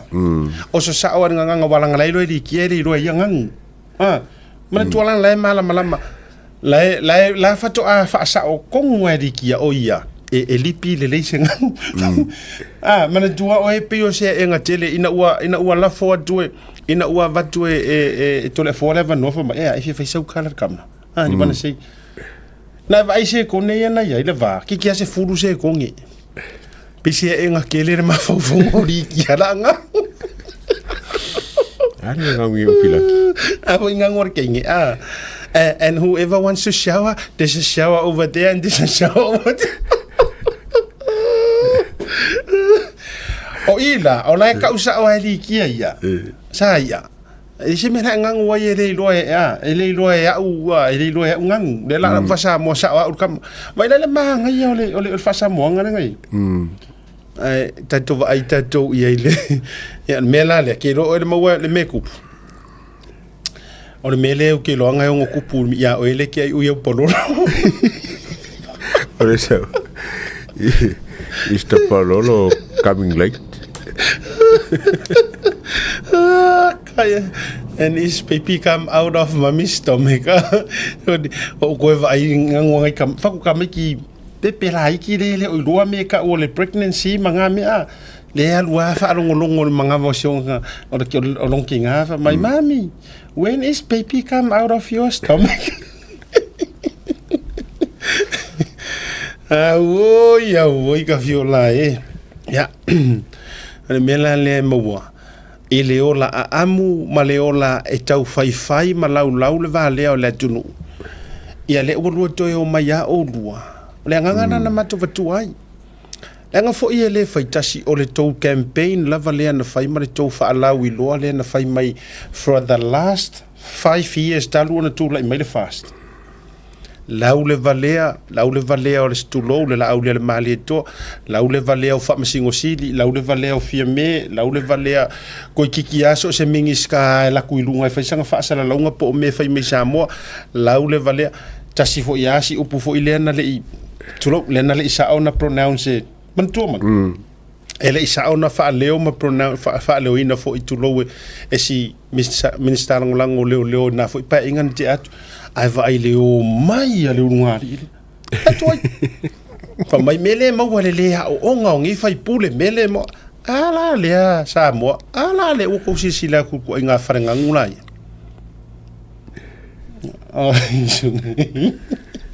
E ale na e te lea se ngā luenga i toi fia fai. O mela le ta te loa. Ia awalanga mana tua. O kakala leo ke fia fesiri ngia i. Wau te lo. O ke fia fesiri ngia i rau wadi ia ka mamai anga ko oi foi lungon moka lea. Oe mana tua fo i taimi na tu sa wai na matai na sa na oilena sa wai Samuelu mata ma faʻasoa tu lungon poklame nei. And I remember this. Wa ole ala pula limongi le sin ke le ngalifo. Masi ilunga grade to le fa sala laula. Na. E ai kilo mai fa mai o me fa mai ni usila me le leisengea le. O ka ko mai la ka ko. E fale nanu. Ia ole na. Ale le la ka ko kilo ngeli kio a fale kom a le professor fa ka ngo le wa ngale. A le doctor Papua New Guinea agent of Papua New Guinea. Agent of Papua New Guinea. Whakarongoa le ai. A luaku ia ka ngoa sanga wa aiari kiwi e ke mamau aku ronga iloa. A laku whakarongoa vaanga lei. A laku e malimongi o whaipule. A laku e mawhonkoe. A laku e marauria. A laku kakorongi. Le kiwa a kusa whaama lea lea uri. Ia ka poko ia i la kofesili ia mawhaasoso vaanga ia wako whaimei. Lena le la fa a foi lo te fai atu ai no ele o se tala evene ai ele fanga ina over tu le tala le tu lo wa ele fanga ina over tu le tala le nga uma nei kem o to sila HRPP hi mo to ele HRPP o to sila lai tu ai nga itu ai nga fa sala lawi le nga ko wo foi ngi fa ko campaign na le te fai atu o tau o ifo o tau wa vaila ia i le tūlanga lea. E o ai tai Australia, e o le pale mia Australia, ma mingi ska Australia. Ele i ropo fea, ngō ngei singi mele le weekend le no i nei. No ui singi whaasingo mai e, na whaasino mai e, na i o tau ainga i o. Ia le whale ta vale whai ia, e whai ai ia whaasalalonga ia le ungali lea. E whai le la whale ta vale ma tūlanga whapena. Neo, ai e ave ai whaalawi loa ale HRPP e whai mai ai no vai atu fo ile staimi o whai mai whaalawi loa digi sell no and it's about time me acknowledge me le anga ye fo ile siari i lo ia lea ngau so mai o pina me mea ngau so mai i whaaleanga le whaasaralonga le au mai ai whaaleanga mai ia foi nere tomo foi faaleanga ia company le eveni le fasalalau I manisio company even le SMI ai se foi atu la manu o mana tua la tulanga le o le titi salo Samoa masangi fai ai faalau lo dunga I tele lo po ia tele lo le Vodafone o tele lo inisio company o to sila la tatou ile mele o tua nei wa foi la o mafofonga pe foi la tamale o pira mea le o kale lo po fe wala fila fia I wale vana malu ia tunga manule ngai au kilangi e sau ngor por kalamel nei au mafono mana tu le taimi le nei le ngor to inga mentality le mana tu fa tau fa fia popoto e o mai e lau mai le va le o le tunu au to sila tu la Samoa ile luma o sa va la si mar matanga o ngai ko inga fa sala lau to inga tanga nei le o mai fai mai fa lau lo le HRPP wa faa luma ina i le lalolangi. Eoi. Mai fai lai tatou. E le pea no fai atu pea lava pea.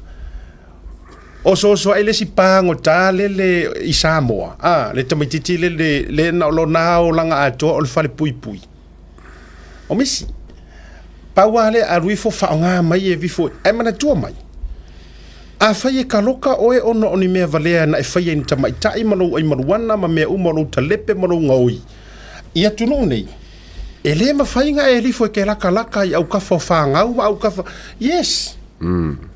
O leo te mana malama le tulafono I nei e iai me whaasai oe nga e alu ingofuanga. Le nga e saa o mea ianga kele nga e kira makoi ai. O mea ianga kele nga e whaaleanga mea. Ma e koso lava solo po amea na e fai ia. ele mafaina to ave o me na o toto mo mai ele ngi jokes me ye maki faʻasoa to ole va no finga ruanga le corrections remember mai le tasi o tala le sa fa matala ele sunga I loia ya sauni ele tangata fo ile perfa le tangata fo ile le fa mal ele no fo fa ya mi o matanga ta mai tilaiti mateneti matamiti laiti ina ua tatala mai itua ai maua e ngai community o le ngofo ile I lato street ma lato community na matua tutu ma losi e protest ma ave le faʻasea e tulafono ma leo ave ese kanga le mai Samoa o le level nga ua kaunga iai kākou o le level nga langa o le mafuanga le lea lai wako va aia kunga nga aku ai kua koe koskenge tulau le ngana e lele vatu ngana fa fengo fi na watu ai tua koe nga oi re-offend mafua isea le anga ele o le lei le fainga conditions o le avenga o kanga kai kua ele mala utala lo tu vatu wafo ile ngar kau fa le anga mayor ka mikile ye let him be lang mangu o longa life alia ele popo iwa e o lona life endi le jail so ele tu wala ila loa u lo ma fau iai man ai wa mafua no wa vatua le point le avak o tangata nei le ufa nga mai out e vang fa up faila le ala foi le u matua to ila popo ba foi le tua e fa fia ngai me uma e ku fa fia ngai le tua me uma o lo fa sa usili e mai o mai ku ila lo le u o lo fa sa usili ma lo fa walunga o lo manantu o oe te ata mai wa vai lai ko nga fale fa sa la lawia o to si la tu la ye nei tu inga no ile o se tatou ngana ile o se amu e loa o le level le nga kai lau ingidis a fai o le level le o lau karangoa ngai mea au ke fai a fua au ala te la ua le si tangata au ai te la ua ma mana tu fa tau va ai le si tangata la lau le va le ma me wala ngala le ko fa sa nga ku le au ya oi e ko si la ye nga o kali e o ya le fiaka ele ya ska kai le fiaka ngi ko ka ke fifu ka ke le fiaka ku ye e vai ono ka tu lo ono tale fia i tangata ai pasa sa ela ka aka wala nga mo kwa maria yo ko inga ile fa ro lo le ato o vaenga ia le tala mate faʻasoa tua I pe yaso ai tatou vaavaai lai tagata ia o mai fa mai o latou tagata tamamai ai o I ia o le falekaavale le mea lai fai ai le o kailoa I lakamalaga nei go kalaku o lau foi le tuʻalalo na ia u tauaiga ai ne ai ro uso o ka o karakoakele o sigi o le sisikeke le toʻatele ai o nephews nieces ia o isi aka ke la kui ola ka usu e ha po fe kongo ia I o le ola utala le mala utu walalo a ia ni o to walofa ia te mar por kalame fa mole o fu ni fa ya la tu bongia utala na le ata o fa yo ainga ai ma se fu o le community le yo tulo o mana fa ia la utu walalo awa lava awa ne tatou tali mat fa tau matatau ai e to se e yar kaimi io ku pela ko fa ku pela to mo ami foi ka o se opposition le io ai ma o tangata fo ia e ia se e kawi mai le tua e tawi mai le tua ia no fa mafanga se o so lai o ma se on to do ma se ana fa na ma se fo ia nei tau songa ma io ma tau ainga aua kuki aua fua aua mai maua mai le au nga ele tau no fa ni na mea ta tia pea e ia e so la le amio leanga ai turi loina so fuanga nge fa penga ia o manga ia foi nga o ma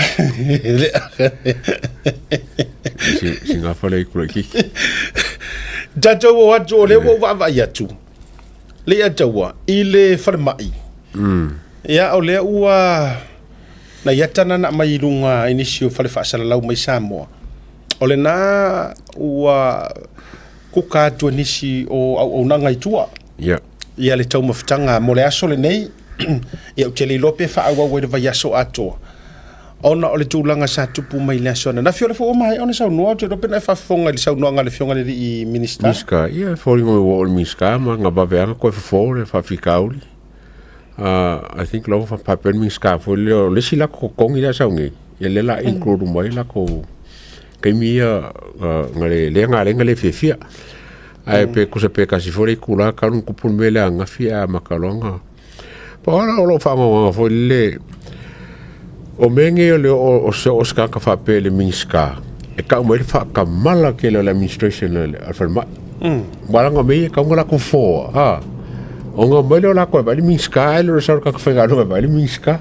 Pese o launga ia mai kaua kule. Ni mga upu lea. Le wharaki kilo whape o le ngā koe ka ua lawa le. Le vanga le nge kongo pulenga la apalai uma. A finke apalai le, fō mai le kakanga ngafi ma le. Ma le acting CEO la e nge. E apalai ngā luenga lea. O ke le whainga le pisiri. Whawhenga apalai pēa ni whainga la whaiska mai mea whapea. Ia mai e lo se fo mai le miska anga bawe anga fo I lunga la leo le fungange o le ba fa lo I fa lo ma la manga ia ma le lo sokanga e fai la sokanga ia miska ia soka ia miska kupe ia fai la o kananga fai proper mo ai e la officially o le apalai umur ko lo le a le fainga la fai si kama I mea la kiki lava lenga vevesi le falma Ole o jelo le jele a joanga o tatou mantua nei for tatou media watch jelo fala akava a joa pe a tali tulai ono to tonu o mai ia le tau sala ia hana a ole luingo lo tala le tau fa ia tul mata upulea ina o sau no mai la wa fa manino le fionga le minister fa after jele lo fionga va awaho minister so fo man loina se furu kasi va ia sol over kaimi sa o le lau sau ngonga le atau ai se anga le mafai ai o tou ia le pulenga na fai se fo now o le alfa fo asiata e silia kura le awar fai ngi over kaimi wa mangko over kaimi silia tula a umang kuria wikula sa alu al fale to me e silia kura o le solution nga sa kong fai a wa umalo le vai aso mua le imongi over kaimi va so lua mana tua o lai ai le whaato whala inga manino ale administration pulenga o le whare mai. O lai luki ai puava le whainga malo. O lai luki ai puava ia le kalor kupe. O ngai ko ke malama lenga, o ngai ko ke fiso o kai. O la sa iai le pale mia kausi. O la foi sa iai le mingi skala so ifua malo lo inga kausi. Le fio ngai alo apitu whanua a valasi sele. O lele wingo le whamitalanga, o I lai whaonga iai le komai ma le experience ma lau whakakau. What's next? E le mawhai ngō pero mo o whaamole mo o whaamaruru pea. Se fulu kasi vai aso. Ale atau. E le mawhai la ngō ka whaamaruru pea whakaikainga ki ngā ngō uloanga o leanga e ova mo uloa o lai wha le kongu pake ki ar maru. Onga o le kulanga o le palota. Ale ala usanga poro misi pe kanga kai overkaimi ia te uia alu lo ko kai el fale pe o mo ngai kula kudi ia a fai le fenga fai el miska kalwai isu kasi vai aso fa fenga fai el miska le fai ngai kongola so kasi pe kasi ala so le o mana na so le le puli ai lo ngai e atangia mai ali atawa e atangia mai e foringa mai fo yo e foringa mai o lai pe entertain le pulenga la manatu na o e atangia mai o lai e o yese ko fa le lei e ka ngoi ka ngakale ave makai kai mfa pe mai vai malio ko finga ngalo ngai le o rusio ko pe sao ai nga o ngai ko o vakai mi malie mai se fai morka ko ko e ko e mau o ma I will make sure e ko e mau o ma ko o vakai ai ka ko fai anga le ia ngai ka ngaka o le mama mai ai a fai le ai no winga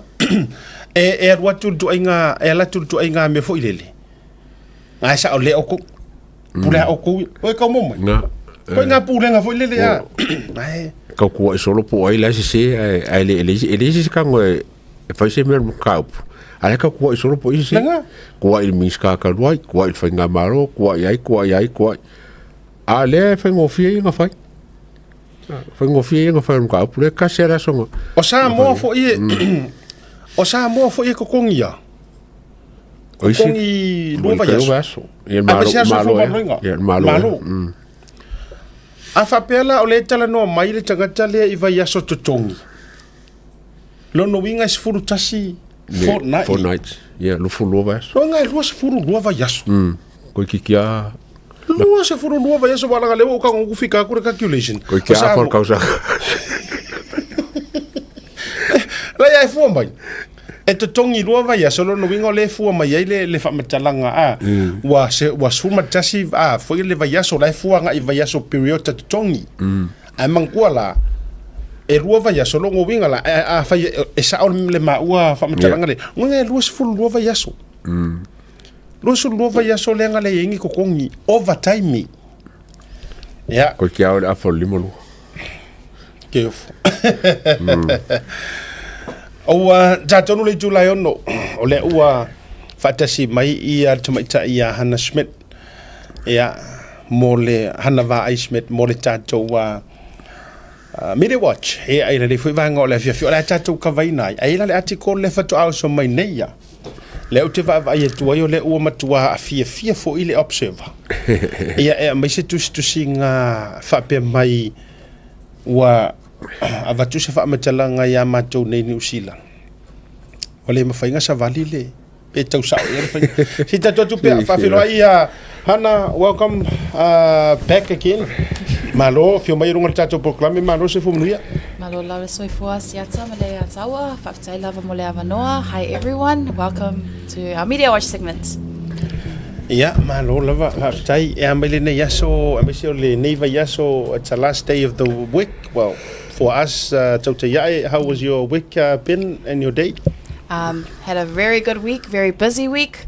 Our office is moving soon. We're moving, so it's a bit messy. Well, it's been messy for a while. But we're moving offices, which is very exciting. Tautai A'e will have an entirely different set, and so will our other shows. So that's what we've been focusing on this week. But it's been a good week, yeah. Yes, tatu tala no le moving la matou ese mar matou official nei. Ai ole a matou me I la matou official folk. I to tonu le mua e lava o le tatou molo I manukau. I le tatou wa e whaasanga kongu, ka ke whaasanga kongu a kua I le ka paka le manukau molo. E le koe le inka kara wa ka ke whai maka I whafu. Mai ole a tai loa I fo I le mele whi alo le whaisoro I le pule isi tai. Ole a tai loa I le tai me sau sa o I misa le ngā luenga. Me uma, le winga o le whamitalanga no le wasau noa wa a whea I le. Yeah, telephone memories o le nei officer talo fai. Absolutely. Ole a misia le nei officer mai le last 4 years. Whātau sanga talu wai. Tele o memories o ina. Yeah, ole a tala noa wha lau I tele fo I moro. Veso le almato veso muli nei. Ya ona move la I whaftai le tua I lona favor. Malona ngale lei. Yeah, o lo o wha wau pea lona a au tamatau. Ya I tūlanga fo I o le whaatuputupula ia. Ya o le tautua malea o nanga. A le tātou ala tau le Blue Wave TV. Ia misa purkalami o ngalu o le Tautai A'e Breaking Waves. Ia misa fo I o le tātou sports tala noa. Ia ai tātou amata. Ia o le ale tātou article mo vai to le tama faule na to also mai nei ia ai si tātou whanga solo hana. Yes, well, you guys have kind of briefly brought up the first article which I wanted to share, but we'll go into this one first. Sorry, I'm trying to read the... So, PM unable to stand, New Zealand stay extended. Yeah.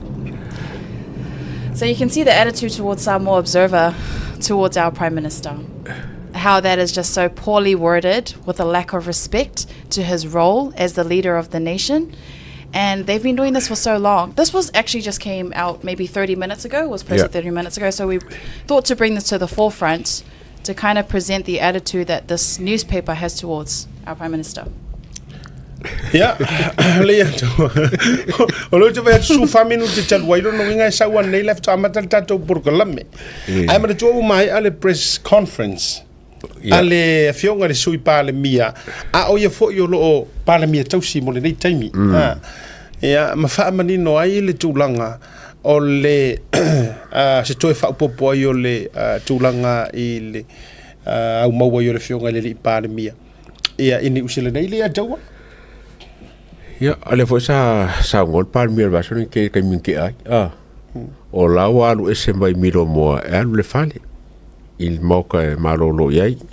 Ngor kulanga foi olo. Kaunga wha marusia longa ao. Ai e kia foi ele la observa. Sole. Ele se kama i pepelo la observa. Ame ka komale ka kengei. Ana saw the Prime Minister last week, Ana. Yes. Sa fela ia pandemia mahana ia fapenga foi asiata ia fapenga foi au. E leila se mea fape wole mafai nga savali. La mfeng savali le pandemia. Que le por ame waren kope mai fapenga ngai mea vole le ale ole o foku anga la vai inga ia mo koi marusi le aole. O pandemia wangi o ko ese me ko la mamau Samoa ko fale ko mo fo ale puir savali ke ngara fai mo kamo el pandemia ia fi umam ka ya. Ai mana tu mai le atua.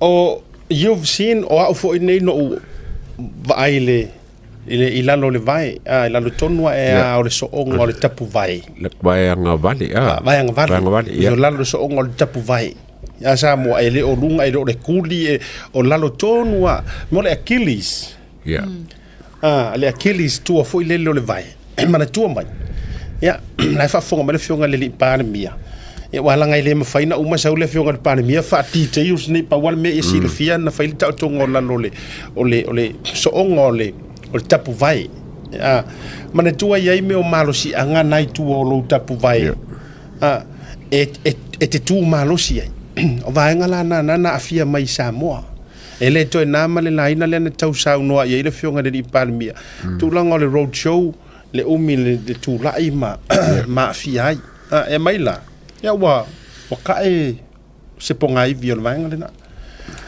o le lana mai ai le tau tonga mana tua mai foila o le report el fo mai e mafai nga halu i Samoa o le upumoni ele mafai ele o yesek ele mena le no le au le vaenga le o le memoni ia o lae mafai o na halu i Samoa however e tiu wari koe fo i mai in a week e koe sau e koe fai le siaki o le e pe iau kako o mana fai lo tonga e te ai tua e fa tonu o after a week or two e ki koe fo i mai kokong e toi siaki po le lei pe ono tala le sima o lalo le tapu vai ma me fa pena so o le fautuanga le leila le na ave ia le fo mai ona o le tangata le e tulo le a fiere vai ele o se faururunga o se makanga luenga ele o se o le pale mia so the best advice le o tu iai instead o lo malanga i Samoa ke wa la ku wala ngai le fiere le fo mai o sunga la aulia mali to le stanga tela tu lo fa andolo lo fa no fo solo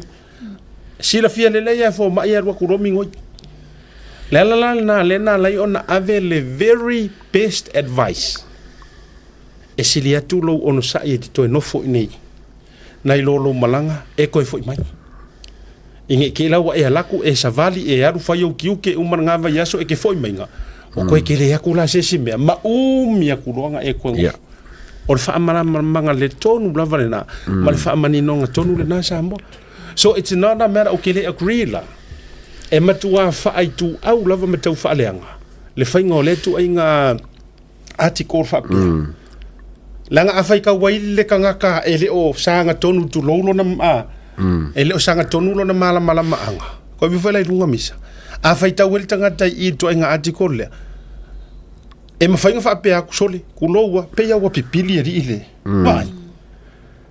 Ale ngā whaapea tulo, po ua tipi le aole. E kele yo me fele, e ma whau ngore tangata. A o tu ai ngai ia, ngusi pepalangi ma ati kongi, e kele ofiso soangi le whai kauar kangaka. E tele ofiso soani, e tali, a whai aku ngai la ngai ku ai ngā ati kor whaapea ngai. E koke wa ai le ngau alofa ma le ngau maloto tangata il pan mia.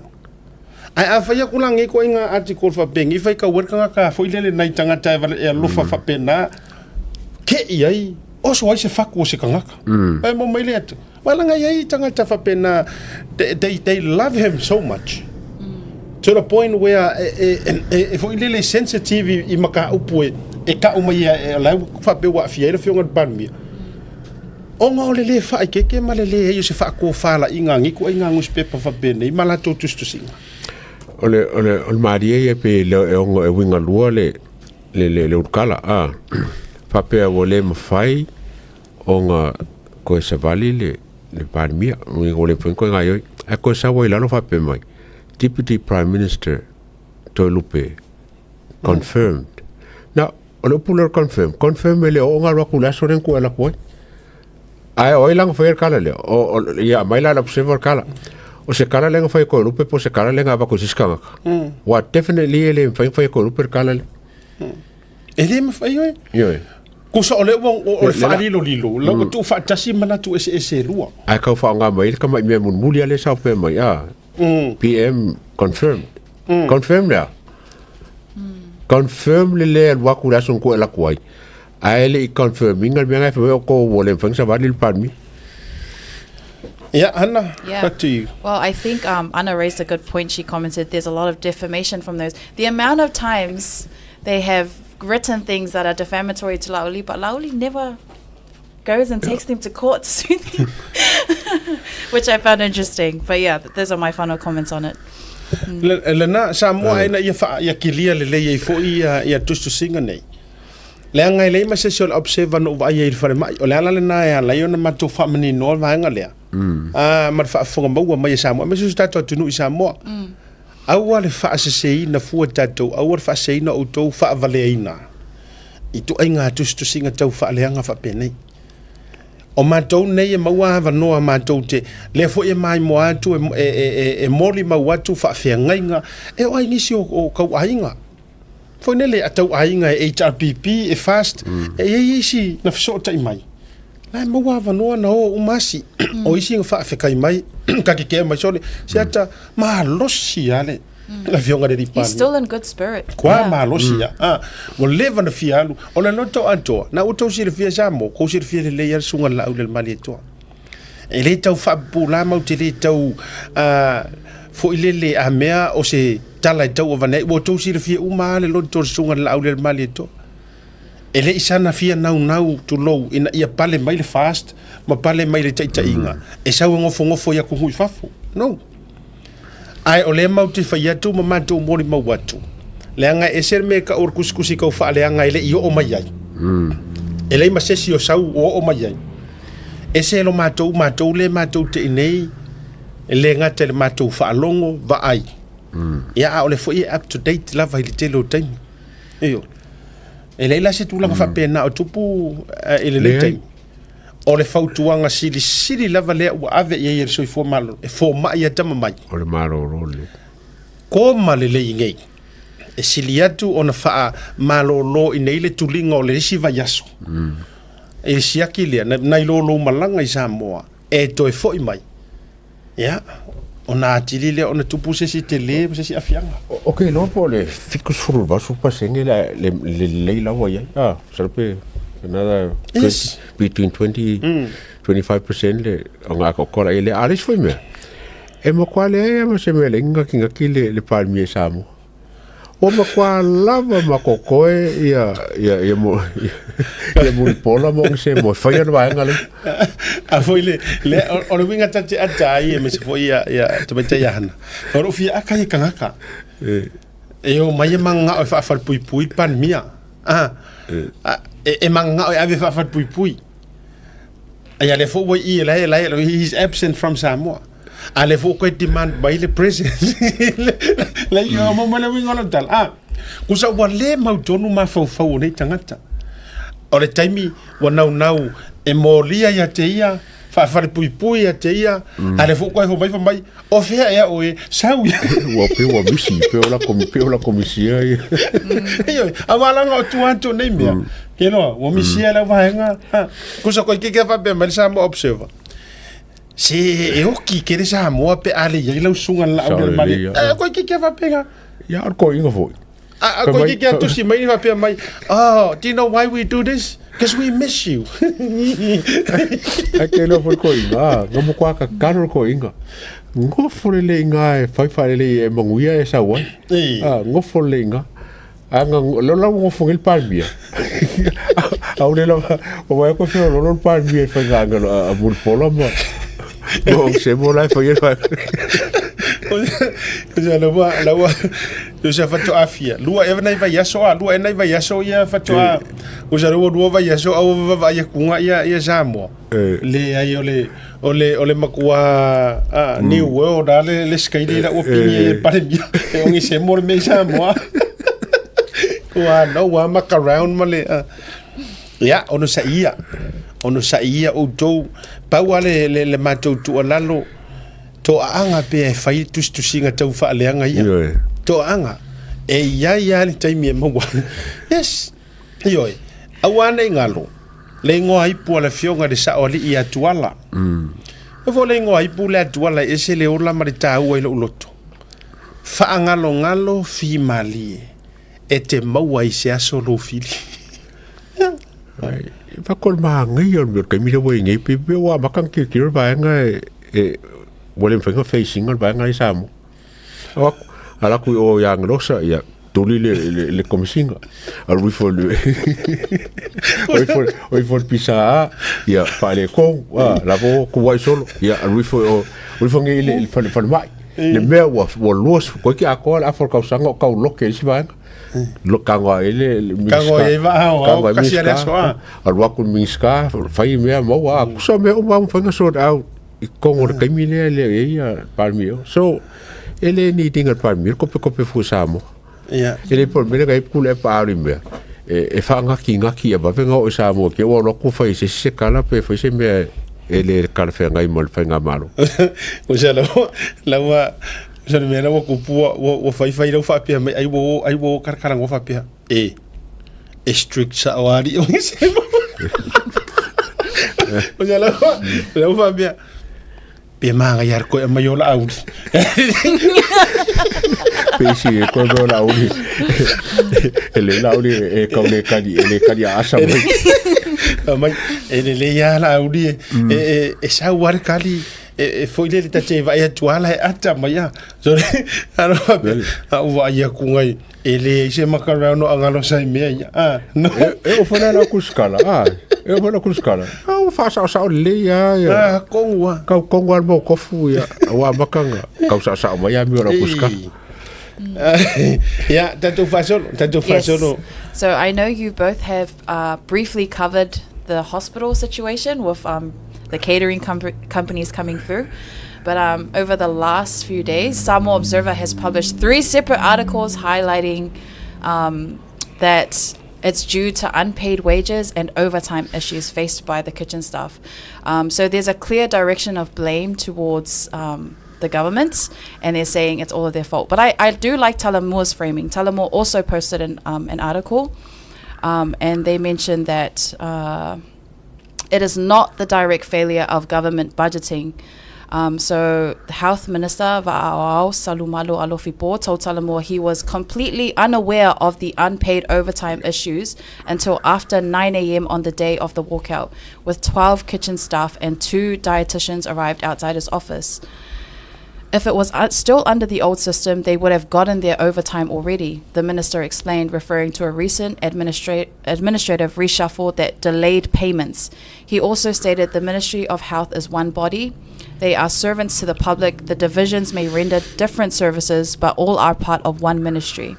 So he says that there are blame on both sides. There was clear that his office was not informed early enough to intervene. So I like how Talamoa framed it. It's all about a breakdown of communication. But my question is why didn't they communicate this to the minister? Manayala le maingali wa mai hana. Ali altawa. Lela wa matua fo ilele fa mata te tele mai ai. Ele aware mingiska. Ne. Ana mala mingiska fo la fionga ya va. Yeah. Va fela upui mai va. Ana manino ana oiloa. Ele kupu va veiloa ele kupu mele. Ele walk out here le. No gate. Ele. No winga le altawa mahana. O le valanga ave se kau fa o tere ta o se tau fa fefe but a warning la baka inga ara au kuka why le tau mate were already pre-warned le au kuka le administration fa pengi if you're not going to do this we're going to walk out If you're not going to do this, we're going to walk out. Ai le ai masis. Ua kango se ikau wha amala malama nga i mingiska. O lea o le a sava vali ese kanga kangai. Koe a o se anga, o ese roa. E ongo kupu i ma se mea makaukia o le lea ai o mai. Sao leila nga kala. O le fori mai o le vanga nga karangoa le au kuka ia la ko umai i kai mumua. Ai fe o le mele o le fiu. Ai me foi ngo fa ko o le minska o mo ka pisi lava ile se kai mi o minska ko nga me nga le fai a CEO. Ia mo CEO. Ma la ko pule ese. Inga ia tio la mo ko nga me piko one of the lowest problem I kongole o fale mai ai o minska a sa bari ka fa nga fa sa nga o minska. Ia ke au ia o ke reka ria inga le kong CEO se silvanga o mai kongole fale mai. Kong so ko fa se CEO po se kanga. Ma o lea wa enough I le evidence. This is enough evidence. E fa ai loa I le fionga le mingiska. E le ma se sia o vaenga le fa ko kuinga. In decision making. Absolutely. Yeah. Wa ai.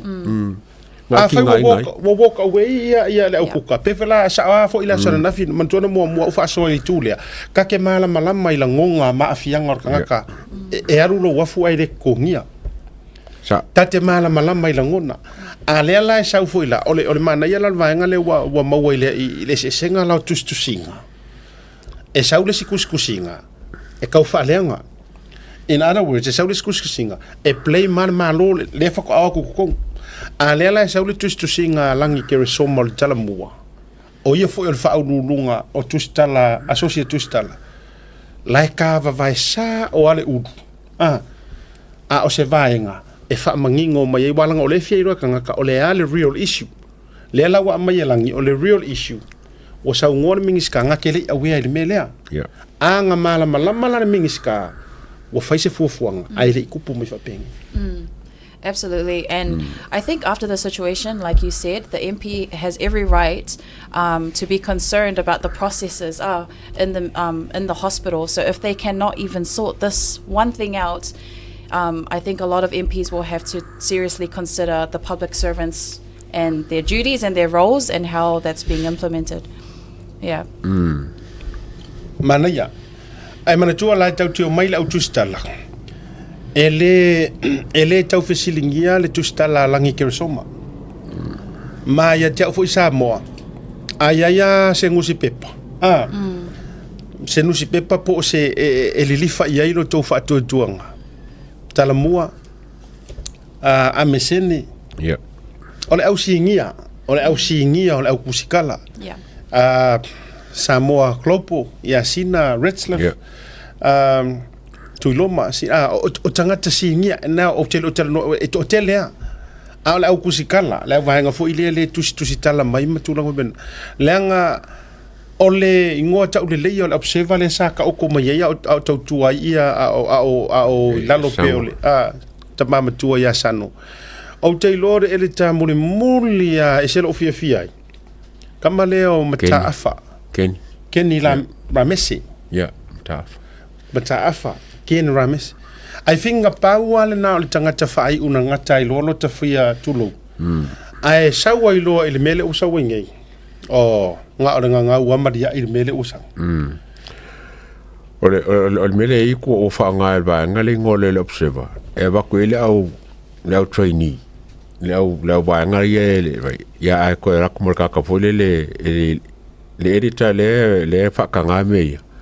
Wa kile al makanga. Ye ka o sidi ya ko fa maongi male sa o le kalamua. I lo le observer. Oh yes. Quite honest. Yes, absolutely.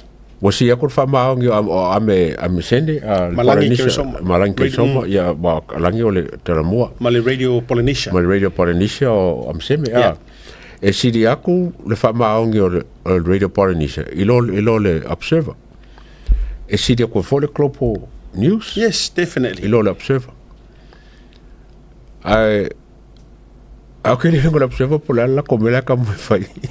I think, as usual, they're stirring fear. They're trying to create fear. I think on Monday we talked about, how they were trying to talk about issues around the economy, everyone going through a hardship crisis. Now it's the hospital. So targeting health essential services so that people can be fearful. Absolutely. Okay, tatou o le la was sort out. Now to conclude mataualunga le issue lea. Whaafitai le fionga le minister soifo maraloina lau fionga wa au. Whaafitai tele lava. Ia le hanga o kamiki o le moku. O wheka ngofia kua kama opo mai kukongu. Miri pa marakisi. Ia ola ia marafia. E whaatapena ai nisi o taiala moleanga i luma ai misia le soifua maloloina ma e ilo tentununga o le amatua te le turn around o le matanga ruenga le nei i le 5 tausanga le nei i lalo o le vaavainga le fionga i le minista ia vaawau aua le mea lau fionga matua i te tangi au turi vai le tua whaasingo aku sau CEO le le ai mai se foi ola administration mara vaenga ia le nga kupu mai melea e matua isa ili le tua e tau atu ia oe tangata umai le te tau ona ia saole mga mien kaka le nga ya am se ia makanga ro uma all departments Yes. e le ka kau ska ka fanga ro ngo all minska ele fa pe semelanga ai ia kau le line of authority mal process o i se me fa pingi ele ka ngo all minska e ngaka la e o al supervisor por manager ka ngaka inga ai te lo la utala mau mai la utam la source fo ile fa atuatuaina mai Samoa na tau mai te au tangata lai whainga ruenga malato te to lua i matanga ruenga even le matanga ruenga le tupe matanga ruenga le official palemia ai me sare makanga ruenga le kupi ma tupe mau treasurer matanga ruenga le finance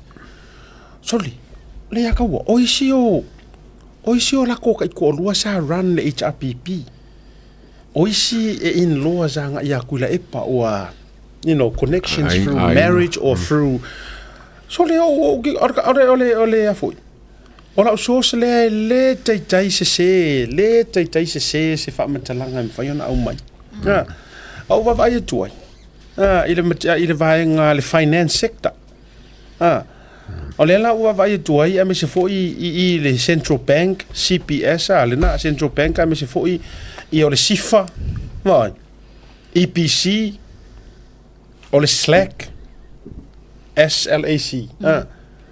ma le NPF so le e kongeki my HRPP like pure HRPP e ka umai mana ko kai ko rua ka umai makangaka o le sa ran le paloka o ngisi o kama fa mo inga kuila e pa la ko ngu me ka uswafa ois vai ta toye lono winga o le tele yo le ale ki wala ku le ala ke lo la le ki wala ku fia me le mafaingonga se ia no wonder Samoa fiu fia me ka se ile fenga se vai lo ti tau fa ale ti o eswa fa nei le ti o alu atule ia le fionga sa fa pito le mafaingonga sa ngonga se inga le ia le ari makua moanga lo ako o matanga luenga nei o matanga ruenga nei le nofo ai le tamau ainga this is the backbone backbone of Samoa nanga ole ka oko umaya central bank sifa SLAC NPF ainga umanga so le control umai kanga kai sokanga it's the elite wow la ko vanga fa fankanga be ma fa ka ka si o men mi skafo ko nga yo e ona mana ia la o te bole wale wo o me to ngoa ole wo o me to ngoa mo to so tanga le wo sa wa ko e wo sa wa to lo no winga la ole la fa bene camera tu lo tu ya auto ya liki fo de ke lo me liki fa kama seia o no winga le nei lima tausanga ai se me fa malosia man tu peno fatu ona le fatatia o tu lalo ia lai ai tangalo tusi le pale mia malana fainga malo mo le folonga mai ele to ia se to ila lo fa to ile to sa mo utas alo wingo la tala ai se si va ngai fata oto tu liu i heli to fa o swinga le o ke pese ko ia le ataua a watu ai tonu le fainga malo fo a vatu le lato new administration. I love to see that. Langa te loa, do you know why? Langa lima kausanga o pai. E umi. Ke rea whai ngai mo wai pa. Ioi, ai mangkuala a whai au laik malo wale o le administration la vai malo. E ku mawala langa ia. Se vanga warua maua o e ke yuka. Ia mawala o e ko whai kongfiki ia. Tuli oi. Ai awa ku whakaikai ka whaina alu so ka ngor whaake leo wheo le lumangai ke e koe ila loe le fast la tau ona ua le tūfo i mea sa fola me whabena ai sau ko kongu sisi maenga wha upwhai they have all the right e a mai e fo ila ko new administration o le whainga le leia ngai whai mai kai ola ukala lea ke roa kuar whainga ngā hanam lea taua o le a koe fo i ka mawhanga o sa moa inga skorsipi mai koe foi mai Samoa. Yes. You know why? E o umai lango whainga paroka. E o umai lango, because la wala koe loa a manguia le vang wha upwhai. They are the new forces to go in. Yeah. Absolutely. E o sea uia di masu sengen. Yeah. Maro. That's good. Yeah, to wha mai tatou media watch. This one is by Talamore Media. Court questions if former Safata MP's 10 million election promise is bribery. An update from the case. 2 witnesses have told the court that former MP Lea'ana Ronnie Porsini promised 10 million tala to his district if they voted to HRPP in the 2025 election. They say the money was described as part of the HRPP manifesto linked to the sinking of the HMNZS Manawanui, and that Lea'ana claimed his son at the Ministry of Finance would help get the funds. One witness also said that at a campaign meeting in July, $1,500 was handed out to people in attendance. A campaign team member said the money came from the district council, not Lea'ana himself. This testimony is part of a counter-petition from Minister Seve Te Ifuimaono, who's accusing Lea'ana of election misconduct. So the 10 million promise wasn't officially included in the bribery allegations. Justice Vui Clarence Nelson questioned this, saying the court can't ignore such a big promise, and warned the lawyer to deal with it properly. Under cross-examination, both witnesses admitted they took the money even though they knew it was wrong. One said everyone was getting money, so why not me too? It got a laugh in the courtroom. Sele malia i o le vaenga lea. Lo wingo la utala. Ele ila vea tu se furu miliona le i te tonu submission so le a. O tua inga ia. A o le mea tupu. O le mea tu la i mai. Ua alanga ai le tele o mori mau. Wanga ngana ai le tele o mori mau mata ua. Tasi lea vaenga sa la vea i fatosi na mafolfolanga. A le ana Ronnie Porsini. Na fola ai le furu miliona lea. E maua sa fata pe atu la i mali HRPP. Now, le ia tau. Walanga nga whai la ukala i lunga i tasi o la ua post no whai atu. Longo winga wa lewa ngai loa le au baenga le res furu milionga. Longo wa lewa ngai loa kula epa. Ai pe sa wha nga fwoi lele. A tō mai loa. Wha pe roa sa whaka. Pum. O milionga nga mai le HRPP. Ia pole halawa. Oi mai loa. Wal kai minga fia me. O ka minga la ke te ka fia me ma le liki mai le mele. Ai ke au yo me siringa langa o fa balbalea ka ka po sing. O le koso ke moronga ka i la fenga ronga ka nga luenga kupe. So le ta fiola. Ami o ke le sa me le i skama ki la ko se me am mor ka ma fa balbalea. O le koso ko longa ka li. E fa mo ku langa promise le fai. E fa mo ku langa me lo ka au ko ke pole le su milionga. A fai ko ke masa salo o le lo wakali o sosangi fingal mele wa vai o fa nganga la kali ia te aula ia tu lo ma fa ia fa masino Nelson, Judge Nelson, Vui Nelson, Clarence Nelson fa mai ele ma fo walanga le tau fina wa tu lo ia le na Whapea mai. Sorry o lea ko inga whamkalanga le la vea I ko kongo o morianga ma me pisa ngai le petitions I whatosinga. Ai whamai le jali le fionga whamsino e te le nei forfolanga. E le mwhainka ko ave sea man melea. Lea ngai sa ori. E ke le forfolanga. E ke le palo kai mawa. E ke le palo kai mawa. E ke le palo kai mawa ko nga forfolanga le.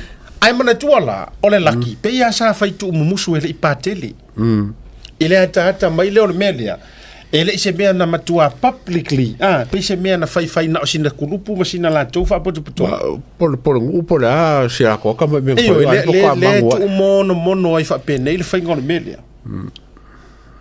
ia ulaia e ma fai no te fa pe atu ilo ma fo nga wailanga ile o samsingo ai o tatou uma tu load fa fonga la tunu e fa nga uma o tatou ma fo fa common sense common sense for dingon me por commonwealth or United Commonwealth of ali ana la sa common sense le na o le winga la le tu fa ye tuai a ka kangola e matua tango sa o ile a o mene e ma faingo ka kango dismiss I le fa msingonga le ai kasi ale rulinga wa mafua umange vis leanga fainga o tulo leana leanga wa mafua la yau forfolanga ya wa mafua la yau forfolanga ya al fisili po fe ya mi sa ola ka la wala ngale ka ko ma ka ko kirkirongi masa sal po fe no ngo negotiation le ka mi voleva ngai a sa ngo fongo fo ma ba ngale ya nga fi me an ka ya ngo ka fi me akulepa ka fi kulepa la ba nga ya so lor ka ko ka mo wal kamare ese ma so ko ngol palmi le wo so fai tunga wo so fai le taliton wina le palo talo ye masesi o le mela pito ile anga wala nga o ia le kan ya o ia le kan ko ia ko ngwale na ru avere minister le la wo so tu nei mana me fa pe e mama le mela le ka ki fai ko ai now I talk to the to for jahana le story le o I ko ngwale le mafu ai le atawa le ta tau wala au le yeso uma karunga uma mel paloka a e fa longo ko ke mama alu la file petition ai e fa fonga ku e ke makuasi dia ku parpala o fa ko singa ko fai ngai lor kanga kana e fa u ye fa moela pako fa moi solo peru fa moenga e mo vai la le mele dia lo tu na le fitu e au meina vatu o ai sa ko se fulu me fa sanga mai le o sa we mare ngu uma kanga ka u mala le o ta umai nei ya si dia o ke akala ka dia diskanga ka dia ka di mai fa mai o ya si sila kiki ya nga bare ka ka ke be ku ya la me nga fa mai ya nga o le vale le ka di ya di la fai uma ka uma la le fai fo ya kari konga ngai kari or kari fa maongi kari fa maongi sa warnga wala bisi ko le fa bisi wala me ngai kari ya fa ya war vale ri le kari ya ri ole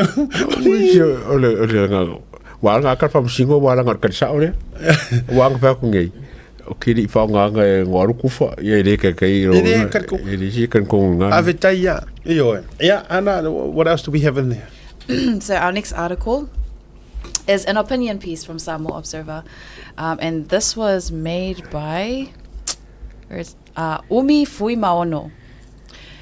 So there's been strong public reaction after the sudden removal of Samoa's police commissioner, and one opinion piece says that this is exactly what the Samoa Law Society warned about months ago. The writer, Umi Fuimaono, points out that when the Law Society raised concerns about political interference, some fast-aligned lawyers attacked them publicly. Now that the commissioner's contract has been cut short, those same lawyers are silent. He also questions why the current fast government didn't follow through on an earlier agreement to keep the commissioner in place until a replacement was found. While the finance minister says that the removal is temporary, the article suggests it might be politically motivated. There's also criticism of how lawyers handled the original warnings, taking to Facebook and media instead of using proper legal channels. Fuimaono agrees that this has hurt public trust in the legal system. I wanted to pitch that to you both to get your thoughts on it. Yeah, ole mele o me la o me tale le vanga le le O le mele ua tupu I tu ai ngā mawhauwhaunga ma tu ai ngā manatu nei. O le au mai o le tau mawhai fo ile le e whaasao se mea o le awa umana whai atu e le sao. O te leilo e tangata le nā fui mono po o se loia po le alo na what's his or her. I tried to look up the person, I couldn't find tatou much. te le mai loa. Wai e ire upu mwhasa moa e tonua o yo manatu. O le fisili sa tauna fisili e fo ile tustusinga le ale tangata po o ai po o somebody or nobody. Ai se ana tau le fisilingi ai ina ua toe tofia e fia me malana caretaker government whaurulunga. O matanga luenga, which is e soli tulafono I lalo le tulafono. E le tatau, ise caretaker government, po se malo tausi, ona lato to e whaia ni tofinga, pe whaupopoina ni tofinga whapena, se I vanga na ua ato toal malo si anga o le kapeneta. Mana tuala le iei whaurulunga e peiro official parmia. Ma le whailau tusi o le parmia, maniso tofinga whapena. Leana to e tango lava fia me to e le wingara la te tala ele mfaina to tusi anga inga mea ele mfaina faali e o to mana tua mai o le upu fa mafai me umai wa yele ngana la au mai e pule ale pale mia ia wa uma fo yo na fa manino atu ele tatou porkalame va e ngore tulafono lai pule sa o loko ai har ka pengeka leanga o kofinga ia e pule ai le pale mia male kabineta o le upu whaama mafa saoa nga uma le konkalake a aua pa au I ai ulai leanga o mele watu o le lao mai au mai le temporary extension ma whapea mai e mahalosi atu nai lo lau full time ma leanga le kaimi leanga kofi mai ai oe no o lau konkalake ia I le koru kausanga lea te tūlai e o se whaurununga o se matanga ruenga. O le mahalosi anga ngā e koru kausanga. A whaopopo loa singa extension. O le whaopoponga ngā o se mea whaale tū mau. So ilo la te tonunga. O ke le lopo la mela ako o mai e fua. Ma whaamamafa le tofinga ma le whai unga le ua whai e kapeneta.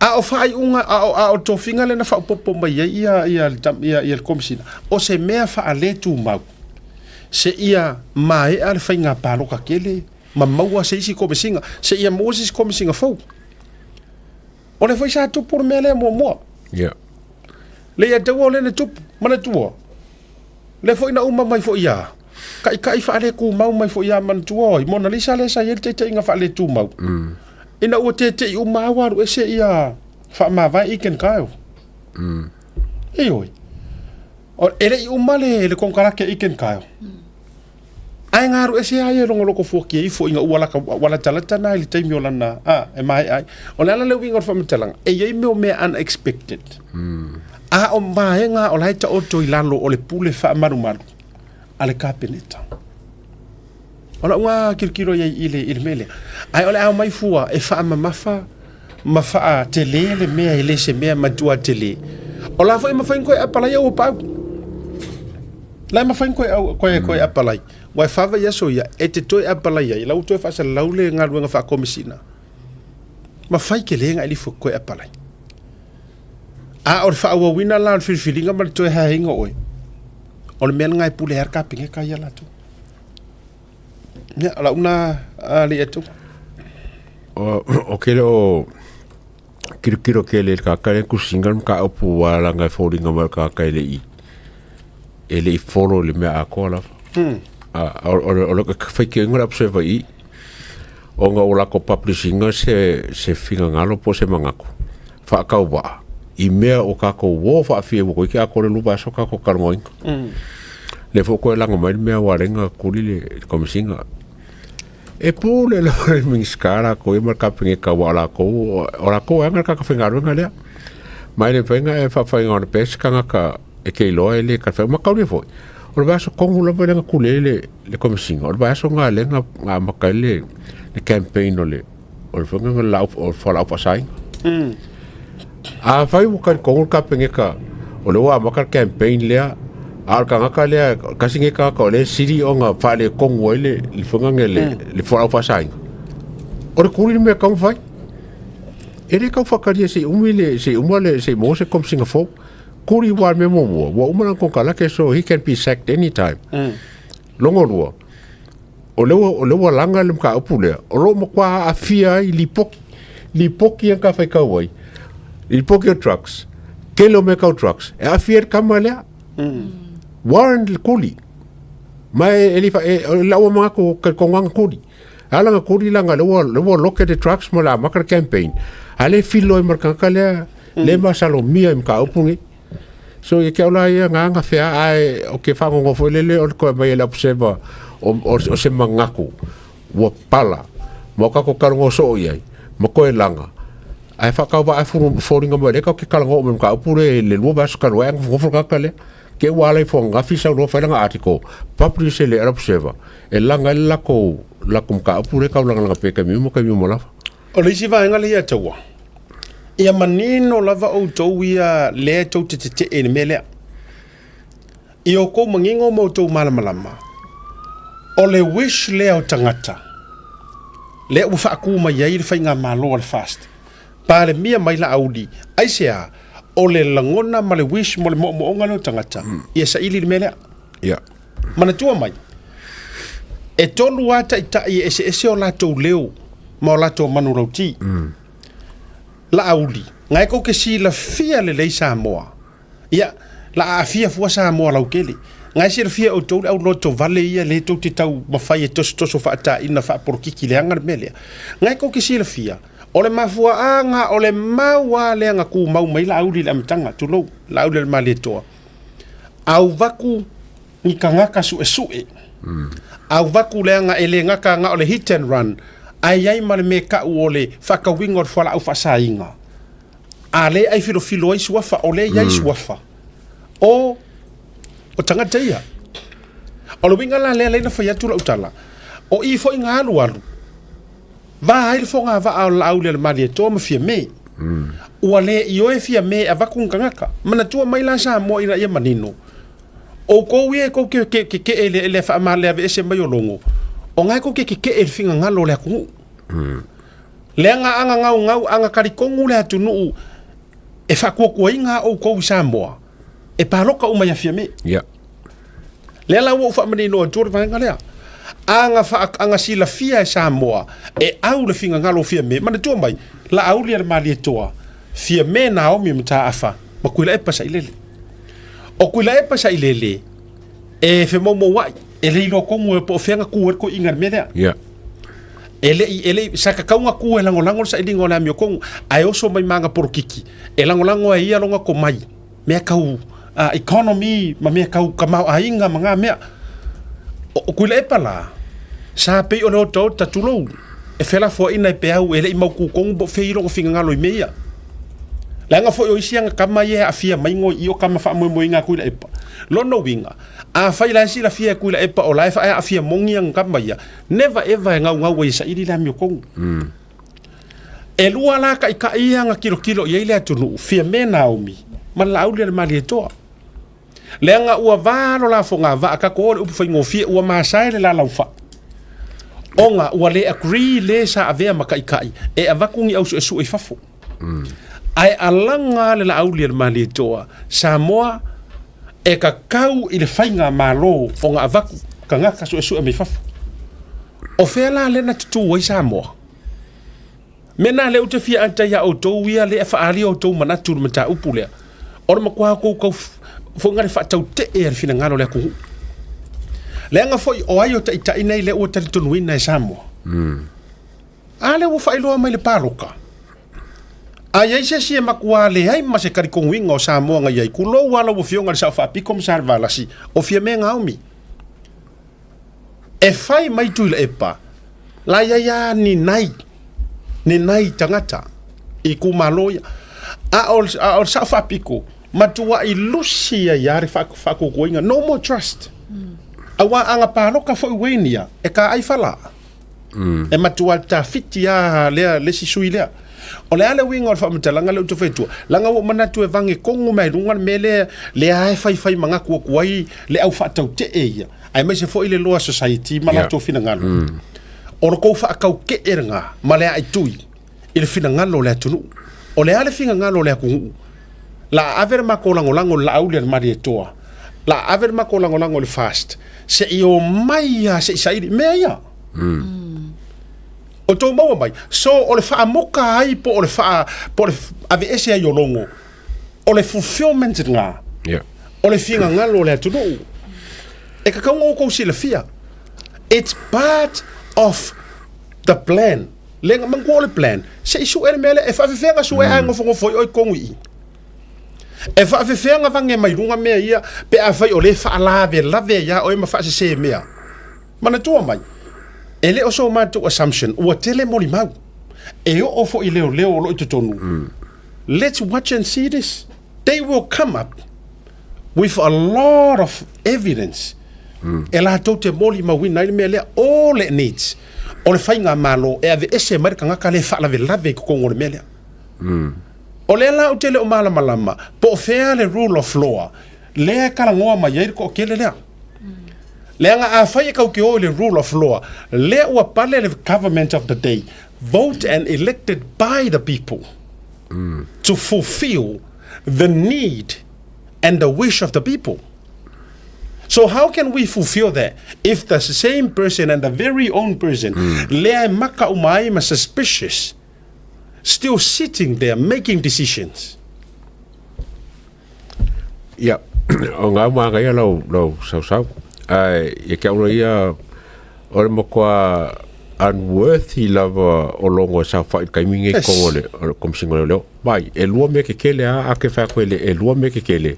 Ai kele a koe ki fia se furu o ngā la. Le mo liu kama leo koa o whangi o tuau.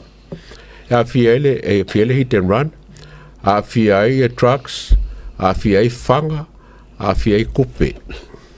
E qua feo la longo ia mea. Absolutely. Ai se sa foi mo se me se kasi pe lupe ko. Absolutely. A ole more hit and run.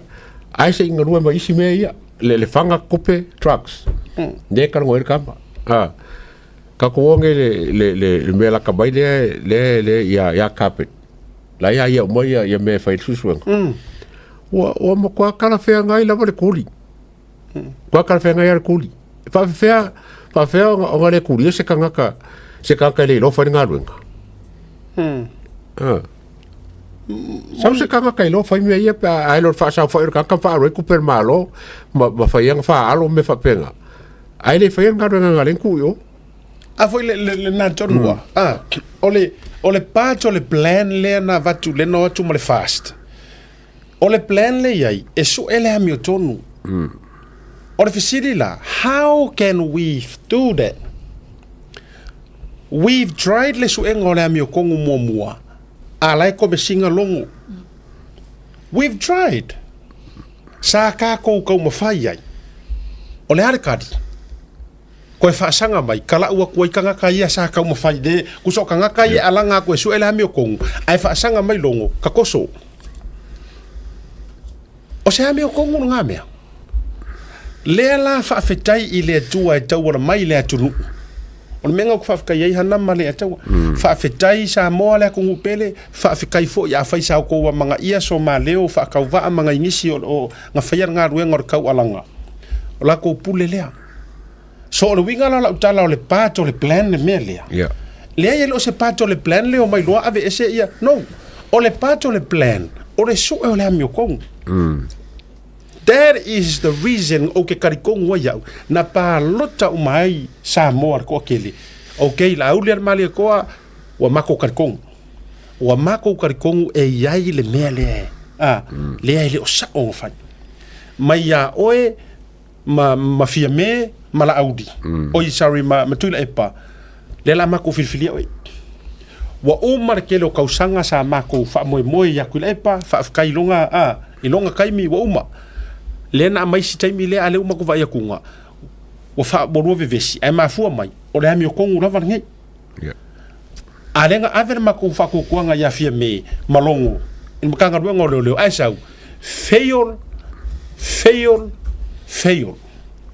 Fail le hit and run, fail le drugs, fail le conspiracy to murder. Le kaupule whao le oki. Ma liu le si leo si ngia o makanga ruenga, fail fo inga suenga. Ma li liu waku isi leo ko afar, kaimi a vai kaimi a kasi, le ai se mea.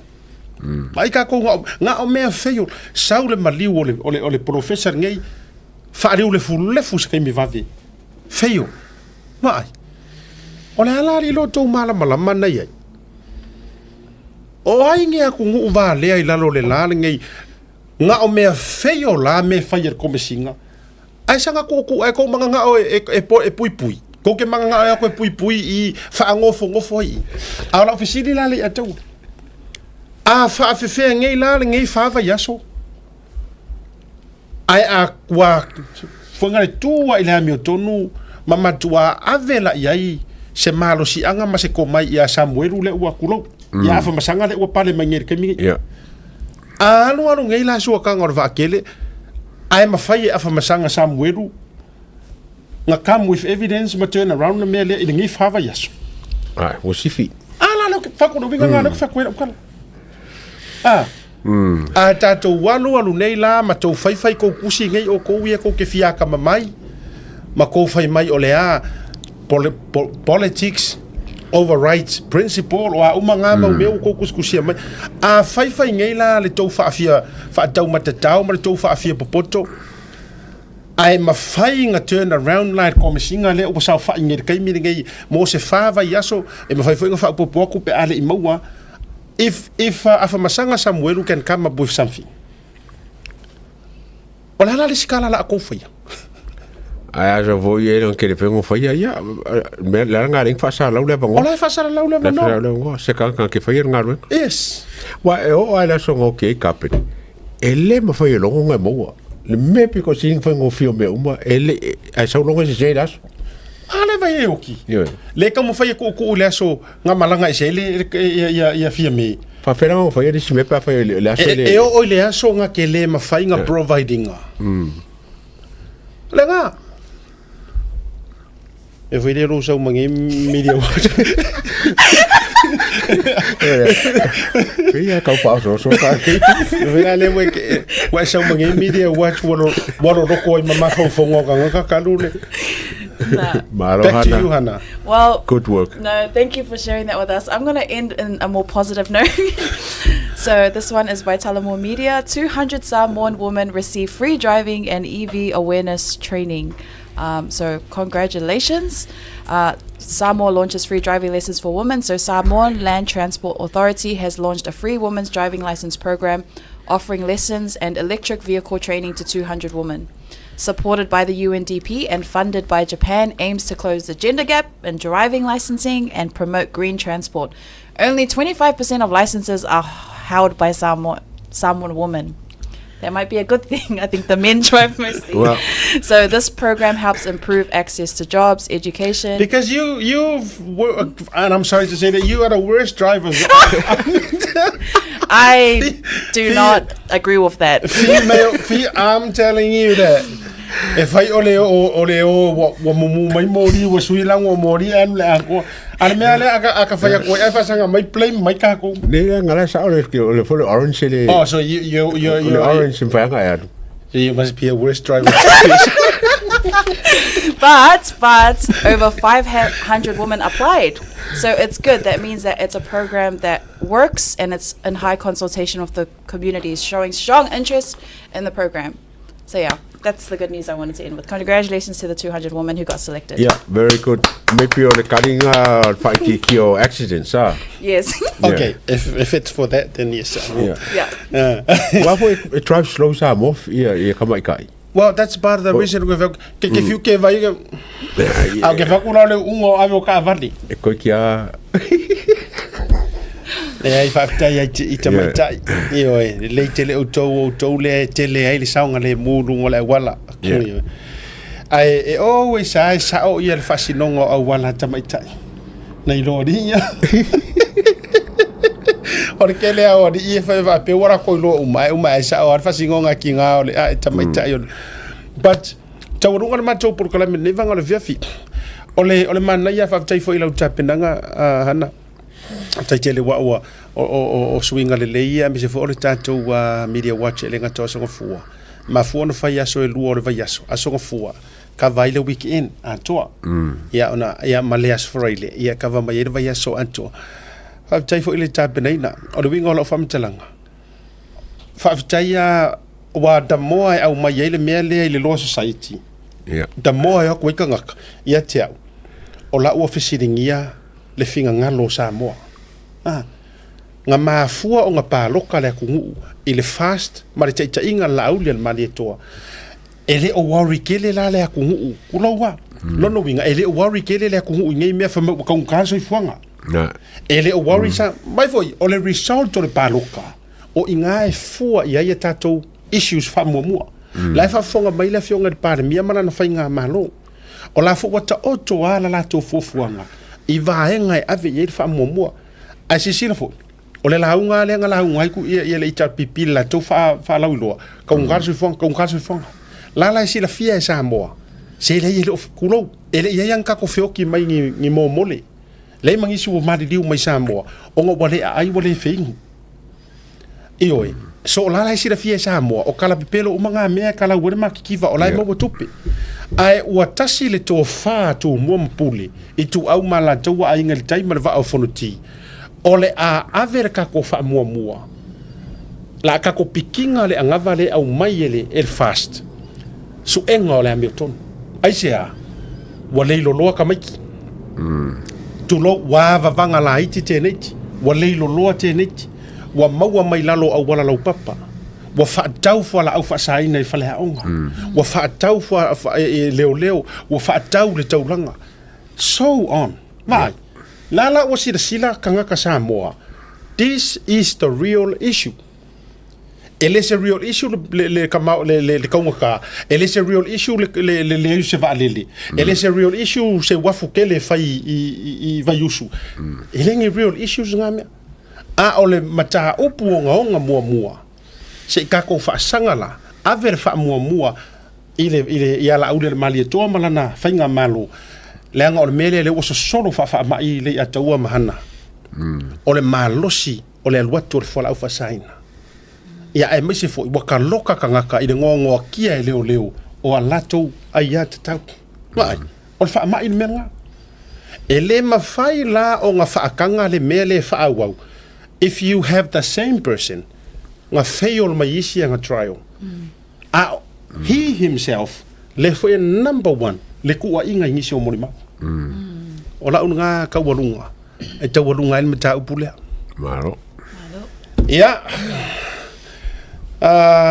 ini statu fasi silanga to mai lunga barbecue le asi mai ngale ta ya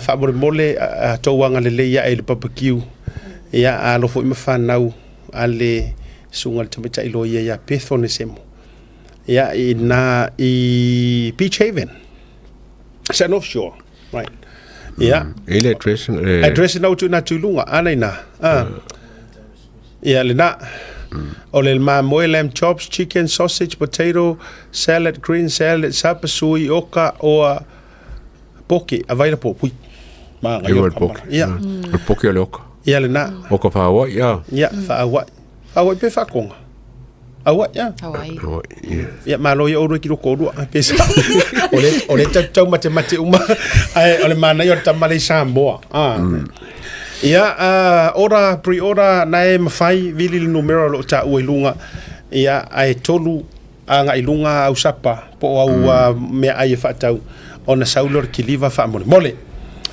ya sa foto ole tou fa mole fia mo se feilo inga ile so ta o tar se full address le na tu lunga office auto le Tasi Market e le o mangele a Cavendish Drive fa mole ya ile tar se full le tao la so tonai manuia le alo atu to Samoa o sa to Samoa a so sa ma na ye le lotu fai le to nai ai ma ona wa se upulo wole ti ai tai o le tau o le tau o Ford Ranger le tau o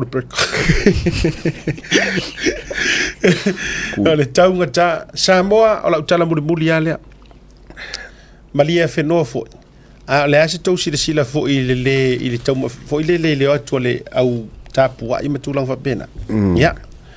Le anga o le le tau te le ofia o mai lunga o ala ata mala leo e whaafonga o mai Samoa e o e makamaka. A tau sila. Tasi al tatou whaatal noanga nafi. Ai whaafitai mai le tai au ana le la le whailau tusi a nai a whanai. Silia i le lua afe i la tau. Yes. E na o whaafitai mai ai ia le tabaitai Market. Whaafitai tele mai a Market. Ia lea te lopo lea Tautai A'e Asiata, thank you so much for having Anai on your show last night. It was an excellent program. Since the broadcast, we received more than 2,000 new signatories, which is incredible. We're truly grateful for your support. And Anai has asked me to pass on his sincere whawhetai to our team. Lala le wingo la utala. Le anga o leu te nofo ama o ata i whainga i whai mai ai e tātou tau mo whainga nei o le supporters i e o e langolango le toa Samoa. O leu te wawai atunga po ai le awali i e whaaporo kikia. E a whai a fo i o le toa ngao ma le leo nisi o le a mai moa i le taalonga tae i le sosa. E a whapena fo i le tūlanga o le tau o tangata i tau te mai ave i le tau tupe whaalau i loina.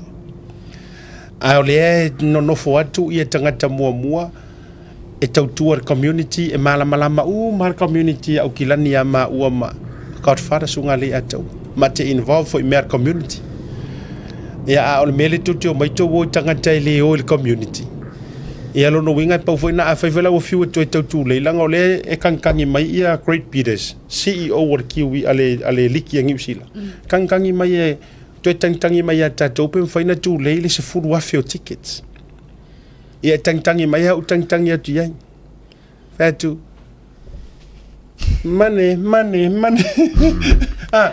ya ai ole talale na manuela tapo inga ole loto malenganga okay ai fo ko maka uma ya ai ava o to fa fonga mai sa mo ele o maro si sa matou tu le mana ya tu pele no ya ila to o loi foi la foi na o te fiu va i will to parade wala ni vai nga fa pena ya manuia le ta longa ta mafana o la ka lea ka kalo se ia ave se ia le fa por kiki o ia mea o mai ta longa a tato mau le loto le lei tato te ngalo rue fatasi ko vai la ia e ka alo mai kama e le o ia ka alo langa la ka ko ia le to dia ya manuia o faiva Samoa manuia faiva to Samoa mal fitu Samoa manuia le tapo inga ile fiafio le asa ya manuia foi li lo le lo ku ka ile asa wa okay lo ku wa yeah sorry for my right happy pololo day Happy Pololo Day, everyone. Almost pololo liana. No, but I had people saying that they can deliver some to me. I haven't replied yet. I haven't replied yet. But also, I don't like balolo. Are you trying to threatening us? No, I'm not threatening you. I don't like balolo. You don't have to eat it. Are you trying to make us... Yeah, macho fatu, manuia le loatu le weekend. Soifua, mai manuia. Yeah,